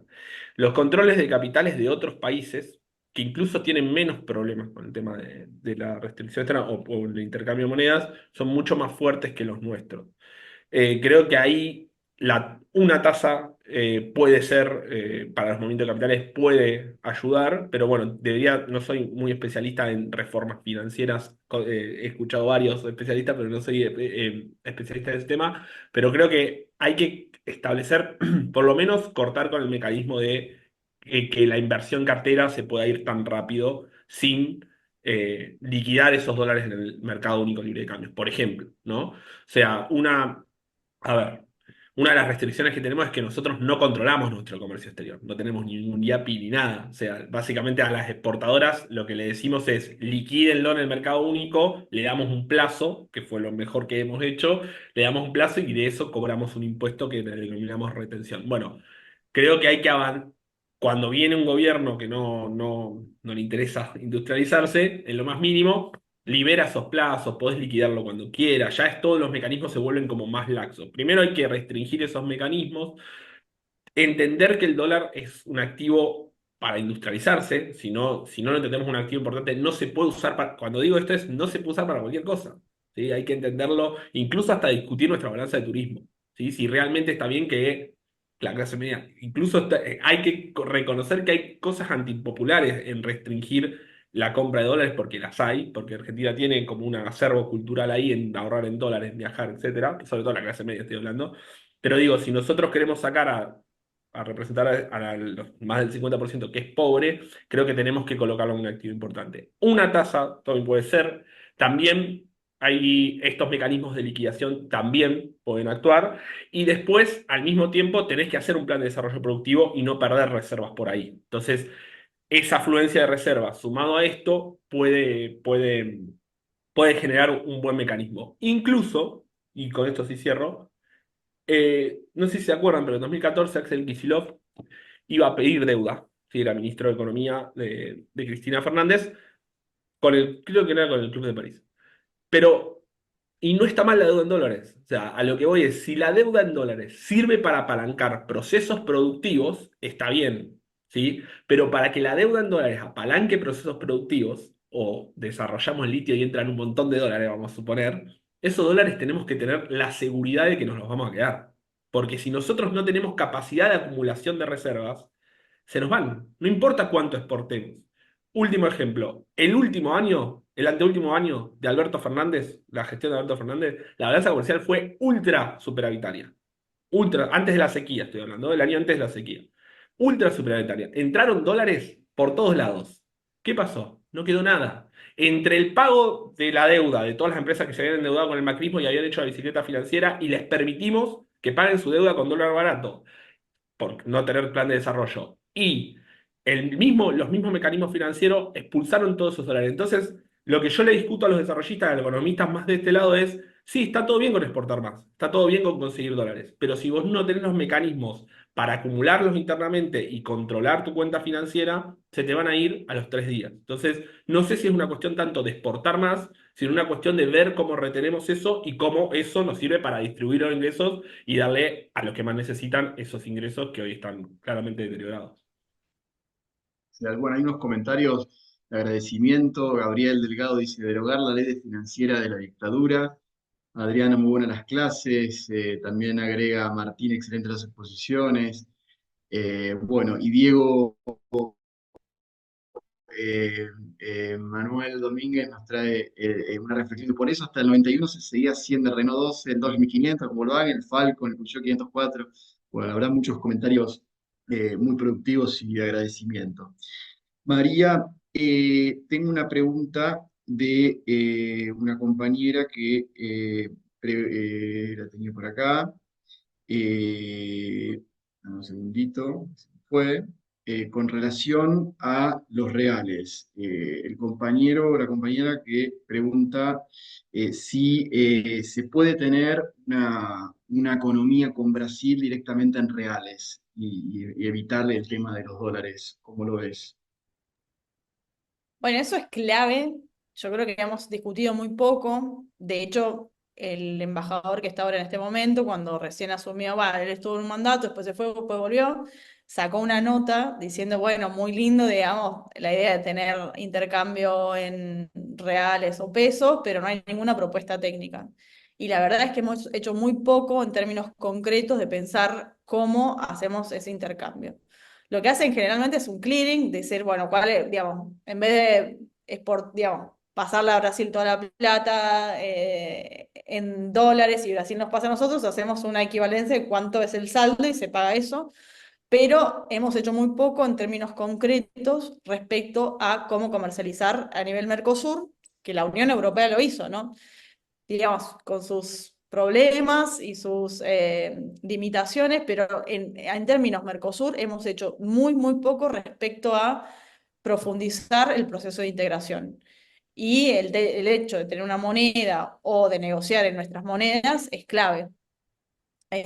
Brasil, de hecho, el año pasado fueron varios ministros brasileños a John Hopkins y me habían ofrecido, digamos, inclusive pensar en un plan antiinflacionario, ¿no? Y bueno, yo pasé el mensaje hacia distintos espacios, pero la verdad que no, digamos, mucha bola no me dieron, te soy sincera. Y yo creo que ese es un error muy grande, porque, digamos, en general, o sea, cuando Milei llega al gobierno, ya tienen así todo el memotreto, viste, de reformas que quieren hacer, tienen una claridad que es tremendo, obviamente, porque después de destruir eso, digamos, volver atrás con todos esos procesos es duro, pero de nuestro lado yo siento que por ahí nos falta, ¿no? Tener esa claridad de decir, bueno, a ver, ¿cuáles son las propuestas concretas que tenemos que hacer una vez conseguimos el gobierno? Y yo creo que este espacio es imprescindible para hacer eso, ¿no? Empezar a pensar concretamente, bueno, llegamos al gobierno y cuáles son las medidas que tenemos que tomar. Bueno, cuáles son las reformas financieras, cuáles son las propuestas industriales, cómo, digamos, nos desdolarizamos. Y en eso yo creo que también es importante chequear, a pesar de todas las restricciones externas, Brasil ha conseguido un modelo de crecimiento económico. Ha conseguido fortalecer el real.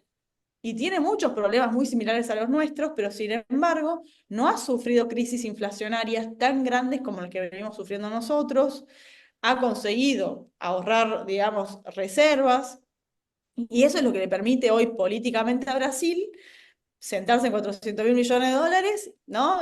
Y enfrentarse a Elon Musk o, digamos, posicionarse geopolíticamente con China, porque no tienen cómo, digamos, apretarlo, literalmente, con un fondo, digamos, con el Fondo Monetario, con que no tenés, o sea, tenés reservas negativas, es decir, las cuentas hoy en Argentina están en rojo. Entonces, esa es una autonomía que a pesar de todas las restricciones externas, etcétera, Brasil ha conseguido un modelo, digamos, que hoy les permite de alguna manera mantenerse en esa, digamos, situación de economía semiperiférica. Y en Argentina, no, digamos, estamos muy complicados. Entonces, yo creo que eso es clave. Argentina, digamos, por ejemplo, privatizó el BANADE, el Banco Nacional de Desarrollo en los 90. Nunca más nos planteamos reconstruir el BANADE. Entonces, esos son digamos, los proyectos que tendríamos que tener en cartera y cuando están digamos, las ecuaciones políticas alineadas, avanzar como avanza Milei hoy, con todas las reformas ya listas, preparadas.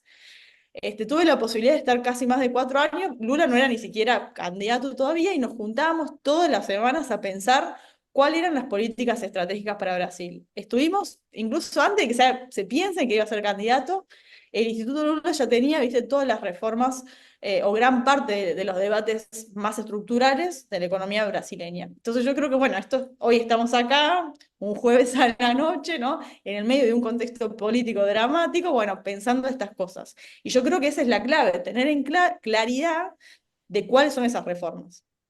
Y que hay países que teniendo muchas, digamos, situaciones similares, han conseguido algunas cosas superarlas. Y eso creo que es imprescindible y aprender de la experiencia brasileña es clave. Así que bueno, y profundizar la integración regional, digamos, tendría que ser como el eje, ¿no?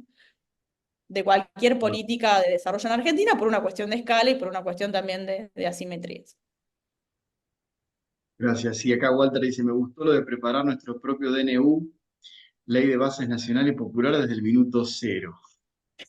Bueno, eh, bueno, Bernardo era el compañero que había preguntado, así que gracias Bernardo por la pregunta. Ahí, bueno, para ahí, Adriana hace una afirmación de que efectivamente no estamos generando dólares, o bueno, hace un tiempo, ¿no? No solamente, lamentablemente, el gobierno anterior tampoco se estaba generando dólares. Y una pregunta técnica que me parece muy, muy importante, que a veces que plantea José, también para ahí, ¿qué son las reservas netas negativas? Ahí si nos podés clarificar un poco estos dos temas.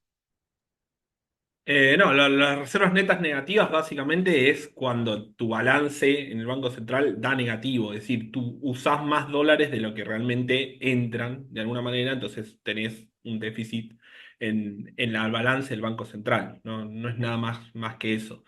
Cuando yo lo mostraba en los sectores, significa que te das pérdida de reservas netas negativas en ese sector. No significa poder estar consiguiendo dólares por el agro, que es lo que te está pasando, pero estás usando esos dólares del agro para de alguna manera eh, subvencionar o ayudar a ese sector que es deficitario en términos de divisas, ¿no? Eso en primer lugar. La otra no me acordaba No, que... lo de lo de que efectivamente no estamos generando dólares. Es que para mí ahí voy a hacer como una distinción ya que estamos como concluyendo. Vuelvo a repetir, de los 24 años, 3 años, de 24 años de este milenio, 3 años vos tuviste una balanza comercial positiva. ¿Qué significa esto? Que le vendiste más al mundo de lo que compraste.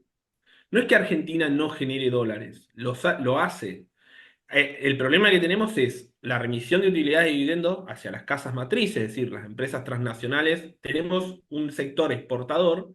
Vuelvo a repetir, el 70% de las exportaciones de Argentina son solamente menos de 100 empresas. Eso es un sector concentrador importante y muchos son extranjeras. Es un sector altamente extranjerizado. Es una herencia de los 90, que es muy difícil revertirla estructuralmente porque es un problema de base. Es como el trabajo no registrado, el trabajo en negro, ¿no? El kirchnerismo lo logró bajar un montón, a 33 puntos, pero ese fue el piso. Es algo que no podés, lo estructural es algo que te cuesta mucho, de alguna manera, socavarlo. Bueno, las exportaciones es un sector que está muy concentrado y muy extranjerizado y es muy difícil absorberle esos dólares que genera. Entonces la discusión no es si Argentina no genera dólares o no, sino la discusión es cómo los absorbe y cómo después los utiliza. Y en ese sentido, con lo de nuestro DNU, y con esto me gustaría aclarar algunas cosas, comparto, y creo que con María también lo compartíamos, sobre esta serie de reformas. No puede ser que ellos, que son mucho más burros que nosotros, puedan hacer un DNU y nosotros no tengamos en claro. Entiendo que el capitalismo muta para su lado, entonces es más fácil hacer un DNU a favor que hacer todas unas medidas estructurales que no tienen cierto consenso social y que hay que construirlo día a día. Pero creo que tenemos algo que ellos no, que sabemos lo que nuestro pueblo más o menos necesita. Tres cosas son mínimas: alimento, vivienda e indumentaria. Creo que nosotros tenemos que hacer un plan que aborde las necesidades de los que nosotros queremos representar. Alimentos, no puede ser que tengamos una empresa que haga satélites y no tengamos una empresa pública de alimentos. Menos en Argentina, que los produce, que no tenés que sustituir importaciones. Una cosa es Venezuela, que importa alimentos, ¿no? Y tiene un problema ahí muy grave. Otra cosa es Argentina, que los puede producir. Los produce en sus diferentes regiones productivas. En Mendoza, todos sabemos, Misiones, la yerba y el poroto. Acá, garbanzos, legumbres, granos. Buenos Aires, ni hablar. Entonces, no tener una empresa estratégica pública de alimentos es un error. Porque todos los países que nombró María, que se industrializaron, lo hicieron con empresas públicas, no lo hizo el privado. En conjunción con el privado, obviamente, en conjunción con el privado, nadie está diciendo hay que estatizar todo. Pero lo que estamos diciendo es que en los sectores que nosotros consideramos estratégicos, tiene que haber una empresa pública. Noruega, que es como un ejemplo, también tiene mucha menos población que nosotros, tiene 7,5 millones de habitantes nomás, pero su primera empresa es una empresa pública. China, ni hablar, está lleno de empresas públicas o con participación estatal. Entonces creo que es esos sectores estratégicos. Alimentos es uno, vivienda es otro. Nosotros no tenemos inmobiliaria pública, dejamos que el mercado resuelva la vivienda y se nos va, a mí, por ejemplo, el 40% del salario en alquiler, en renta. Ni siquiera le estoy dando el beneficio a un empresario y él lo invierte y genera trabajo. Se lo estoy dando a un rentista, que lo único que hace es usufructuar el bien, que no lo gasta productivamente. Entonces, con que nosotros le podamos resolver la vivienda a alguien que alquila, le estamos resolviendo el 40% de su salario. Así, así de sencillo. Con que le podamos resolver el problema de los alimentos a los sectores más necesitados, le estamos resolviendo gran parte de su vida. Entonces, si nosotros encaramos por esas medidas que son más urgentes y más necesarias, que son las que nos demandan los sectores que nosotros representamos, yo creo que el plan de desarrollo después avanza solo.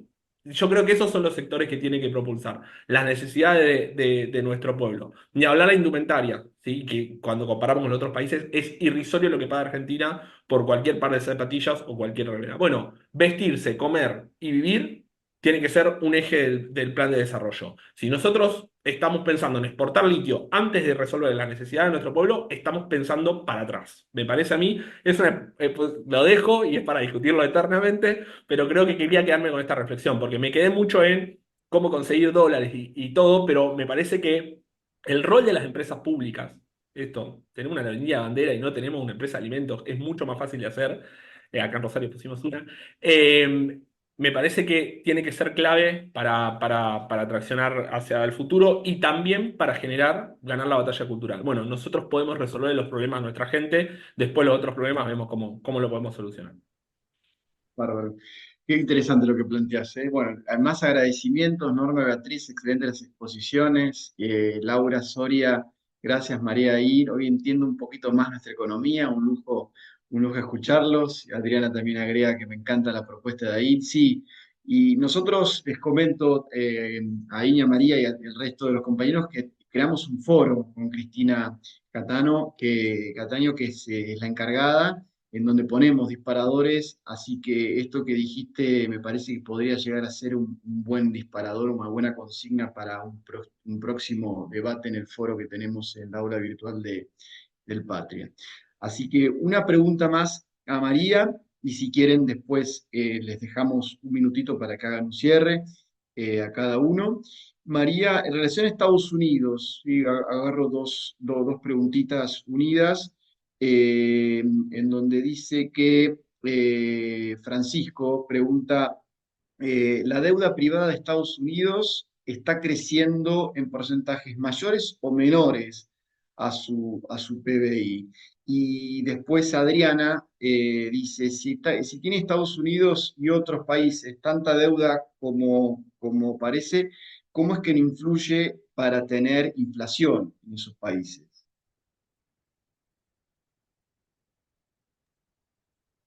Bueno, respecto sí, la deuda incluso en el PBI de Estados Unidos es muy grande, supera el 100% del PBI norteamericano, así que eso sí, digamos, tienen déficit comercial, fiscal, y la verdad que la economía norteamericana hoy está muy financiarizada. Y esto todavía se ha profundizado todavía más con la crisis del 2008, y desde entonces, digamos, no sé si se acuerdan, pero el Estado norteamericano salió al rescate de los bancos, de casi todos los bancos, ¿no? Con Obama. Y ese es un problema muy grande porque Estados Unidos se viene desindustrializando y por lo tanto ha bajado también el empleo industrial en Estados Unidos viene bajando sistemáticamente y eso genera hoy esos colchones también de pobreza que hay en Estados Unidos, un aumento de la desigualdad escandaloso. Gran parte de los billonarios, inclusive algunos muy amigos del actual presidente de Argentina, como Elon Musk, son en realidad contratistas del Departamento de Defensa. Uno de los grandes motores de la economía norteamericana es el complejo industrial militar. No por nada hay tantas guerras en el mundo, ¿no? Digamos, esto es importante entenderlo y esto también es una herramienta para mantener la hegemonía, digamos, del dólar. Es un momento complejo porque Estados Unidos hoy sí se ve complicado con la emergencia de China, que es, digamos, un actor internacional que puede, o sea, que le viene disputando cierto espacio a escala internacional, pero también, a diferencia de lo que fue la Unión Soviética, digamos, China tampoco tiene mucho interés en que Estados Unidos se funda porque, digamos, tiene los títulos de la deuda norteamericana y gran parte de lo que China exporta al mundo lo compra Estados Unidos. Entonces hay una interrelación ahí que es muy compleja. Y después, si quieren, les puedo pasar. Hay un texto muy interesante de uno de mi director de tesis que muestra claramente cómo en Estados Unidos el tema de la inflación no tiene nada que ver con la emisión monetaria, ni mucho menos, sino, digamos, sobre todo en los 70, que comienza digamos, una cuestión inflacionaria importante, tuvo que ver con la fortaleza de los sindicatos en Estados Unidos. Y no es menor que a partir, digamos, y eso está escrito en los debates, incluso del Tesoro norteamericano, de los organismos internacionales, era una puja redistributiva muy, muy fuerte. Y bueno, después lo que pasó en Estados Unidos es que hoy ni el 10% de los trabajadores en Estados Unidos está sindicalizado. Entonces, digamos, fueron muy estratégicos en desarmar, ¿no? Los sindicatos. No por nada, Milei también quiere desarmar los sindicatos acá en Argentina, etc. Ahora con Biden, digamos, hubo una mínima tentativa de empezar a resindicalizar algo de la fuerza de trabajo en Estados Unidos. Tuve la posibilidad, por ejemplo, de estar con Chris Smalls, que es el sindicalista de Amazon. Empezó una leve, digamos, emergencia. Nosotros como becarios nos hemos sindicalizado, nos aumentaron 40% el salario en Estados Unidos. Y bueno, tiene que ver con esa escala un poco mayor, ¿no? De una disputa muy grande respecto a la desigualdad. Hoy, digamos, 8 personas en Estados Unidos tienen la misma cantidad de dinero que el resto de la población mundial. Y, digamos, a un ciudadano clase media en Estados Unidos llegar a fin de mes no siempre es fácil, digamos, ¿no? Las deudas por el sistema de salud, el sistema universitario son gigantescas. Entonces, digamos, digamos, este fenómeno de Trump también está vinculado con esas cuestiones más estructurales. Pero sí, el tema en Estados Unidos, la inflación no tiene que ver con un fenómeno monetario. Ahora, en América Latina es multicausal y puede ser también una cuestión monetaria o una cuestión, digamos, Estados Unidos imprime lo que quiere y está todo bien. Venezuela imprime lo que quiere y está en el horno, digamos, o sea, y eso tiene que ver con dónde está parado uno en la escala también de la jerarquía internacional. Entonces ahí digamos, el tema de la inflación en Argentina es multicausal. Tiene que ver con una cuestión monetaria, pero también tiene que ver con la puja redistributiva, con la restricción externa, ¿no? Entonces ahí hay que hacer como, digamos, distintos frentes. Es interesante que en América Latina, digamos, con excepción de Venezuela, casi todos los países resolvieron el tema inflacionario. Y ese es un tema que es un debate importante, que el progresismo o el movimiento nacional y popular tiene que comenzar a charlar, digamos, fuertemente, bueno, qué política, cómo priorizamos hacer una política que sea antiinflacionaria, porque eso después también es lo que digamos, te complica el tema de ahorrar en la moneda. O sea, la gente no ahorra en pesos en Argentina, no porque la gente no le gusta, no, sino porque, digamos, uno se levanta y no sabe cuánto va a valer la moneda. Entonces esa es la dificultad. Y generar una política de estabilidad macroeconómica también te permite revalorizar la moneda, ¿no? Así que yo creo que eso es clave. Pero sí, después si quieren les comparto, es un texto que está en inglés, pero ahí es fácil, digamos, traducir, que muestra claramente cómo en Estados Unidos la inflación no tiene que ver con la... Sí. Gracias, María. Sí, eso les íbamos a pedir si nos pueden después mandar el material, así tanto a María como a para subirlo a la clase, al aula virtual, y porque están pidiendo muchos compañeros el material, así que esto es una prueba de lo interesante bueno, y sobre todo didáctico, me parece que ha sido mucho las explicaciones de ambos. Adrián agregaba lo que decías de Elon Musk, que Brasil enfrenta a Elon Musk y nosotros lo visitamos, somos amigos. Bueno, es un poco las diferencias que se generan entre el trato que tiene un país y el otro. Así que bueno, de eso se trata este seminario. Justamente se llama Propuesta Económica para la Argentina que vendrá. Así que todas estas reflexiones y este espacio de acá en el Patria, ya a la mitad del seminario. Recuerden que son 8 clases, estamos en la mitad del seminario para seguir pensando entre todos y todas qué tipo de país queremos. Y como decía María, tuvo 4 años antes de que Lula que se candidateara, a estar pensando, bueno, nosotros tenemos que tener esa paciencia y esa inteligencia como para ir pensando, bueno, y en esa línea estamos. Así que bueno, ahí, compañero, y a María les dejo un minutito si quieren hacer un resumen, una conclusión, lo que ustedes consideren para los compañeros. Bueno, cierro yo primero, así le dejo a María descansar que recién respondió. Nada, bueno, no, muy simple y muy corto. Bueno, gracias por la invitación. Me parece que debatir estos temas en estos momentos no es fácil, porque a cualquier militante siente en carne propia las injusticias de los demás, entonces se hace más complicado y más en cuestiones de economía, pero venir a charlar, a discutir, a aprender y a debatir siempre, siempre es bueno. Alguna reflexión que quizá es para adelante, como uno es militante también es optimista. A ver, no somos un país de mierda, tenemos como una tradición muy buena en muchos aspectos, en los sindicales, en la distribución del ingreso, en el aparato industrial, ¿no? En términos económicos no somos ni de mitad de tabla para abajo, somos de mitad de tabla para arriba, aún todos los problemas que nosotros tenemos, aún todos los problemas diarios. Me gustó mucho la poesía de María, porque siempre sirve reflejarse en el mundo. O sea, no somos Alemania, está bien, o sea, el mundo debe tener 200 países, solamente 8 o 9 están industrializados, o 10 si querés, ¿sí? O sea, dentro del G20 estamos.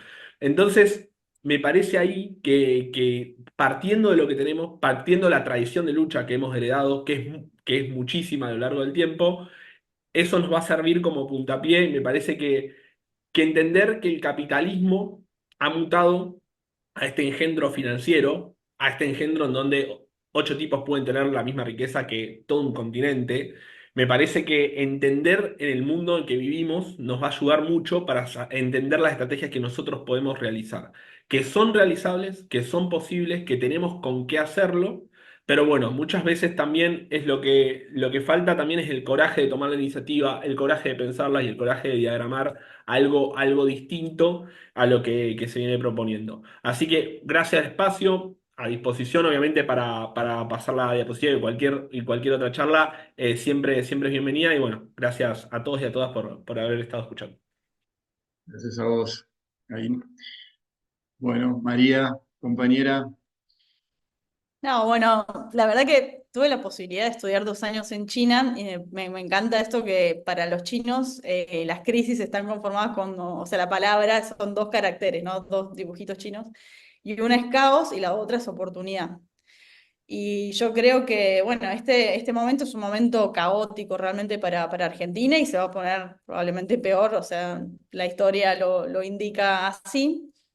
Pero bueno, también creo que esa es una oportunidad también para replantearnos, para así tener mucha autocrítica, para pensar, bueno, cómo llegamos hasta acá y cómo salimos de esta. Creo que hay todavía capacidades y eso es increíble. Miren, Brasil invierte muchísimo más en ciencia y tecnología que Argentina, pero nuestros desarrollos satelitales todavía están, digamos, en la punta. Similar pasa con el sector nuclear. Hace poco estuve charlando con uno de los CEOs de IMSA y me contaba eso, o sea, muchos proyectos fracasaron en Brasil por la falta, digamos, de ingenieros, ¿no? Tuvieron que llevar gente allá, bueno, y ahí te das cuenta que todavía, digamos, Argentina desde 1880 tiene, digamos, educación pública, hay muchísimos problemas. Yo, digamos, soy una de las más críticas respecto al sistema universitario, pero todavía hay muchas capacidades. Entonces, defenderlas es crucial y después también, digamos, yo siento que por ahí tenemos muchos temas tabú, digamos, no nos permitimos reflexionar sobre dónde estamos y a dónde queremos ir, y tener esa claridad me parece que es central. Y después creo que hay que bajar un cambio también con los conflictos y entender, nada, unificar mínimos consensos que vemos que en otros países, incluso Bolsonaro en Brasil, digamos, no salió de los BRICS, no cerró el Ministerio de Ciencia. Entonces, bueno, pensar eso, cómo reformamos también el sistema electoral para tener una representación más real o más estratégica de todo el arco político. Hoy la verdad que digamos, lo que está pasando con las universidades es ametrallarse a los pies, es tremendo. Y les quiero contar, el tema de la educación privada es dramático en Estados Unidos. Estudiar en Estados Unidos en una universidad importante, estamos hablando de millones de dólares.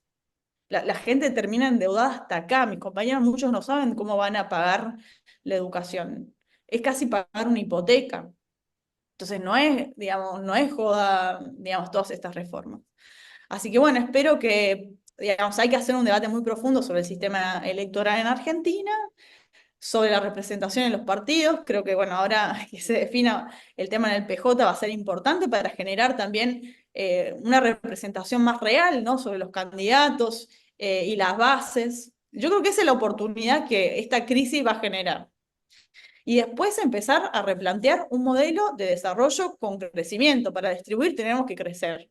Y eso me parece clave. Y después, bueno, transformar nuestras instituciones. Necesitamos transformar el Estado en Argentina, necesitamos transformar las universidades, el sistema científico-tecnológico. Así que bueno, yo creo que esa es la clave. Como que bueno, es un caos, como dicen los chinos, pero eso genera también una oportunidad. Así que bueno, va a ser duro, pero hay que estar ahí a disposición también para seguir debatiendo, pensando, y nada va a pasar, digamos, si no tenemos las ideas claras. Así que eso me parece central. Lo que estamos haciendo hoy es importantísimo. Muchas gracias, María. Como dice Agustín, Cristina, conducción del PJ, sin duda es nuestra líder política y seguro ella nos está mostrando un poco el camino de por dónde hay que ir. Así que desde ya, muchas gracias. Y bueno, y de eso se trata este seminario, o sea, todo lo que la premisa del seminario, el objetivo es que todo lo que hagan tiene solución, tiene remedio. Así que compañeros, compañeras, no nos desanimemos a seguir opinando, a seguir interiorizándonos, que no nos lleven de las narices, como decía Cristina en su momento, a seguir militando en este espacio académico, político, que es el Instituto Patria. Así que les agradezco desde el Instituto a María y a In por habernos acompañado en esta clase. Saludo al resto de los compañeros, los millones de abrazos que están en el chat. Así que un aplauso así a la distancia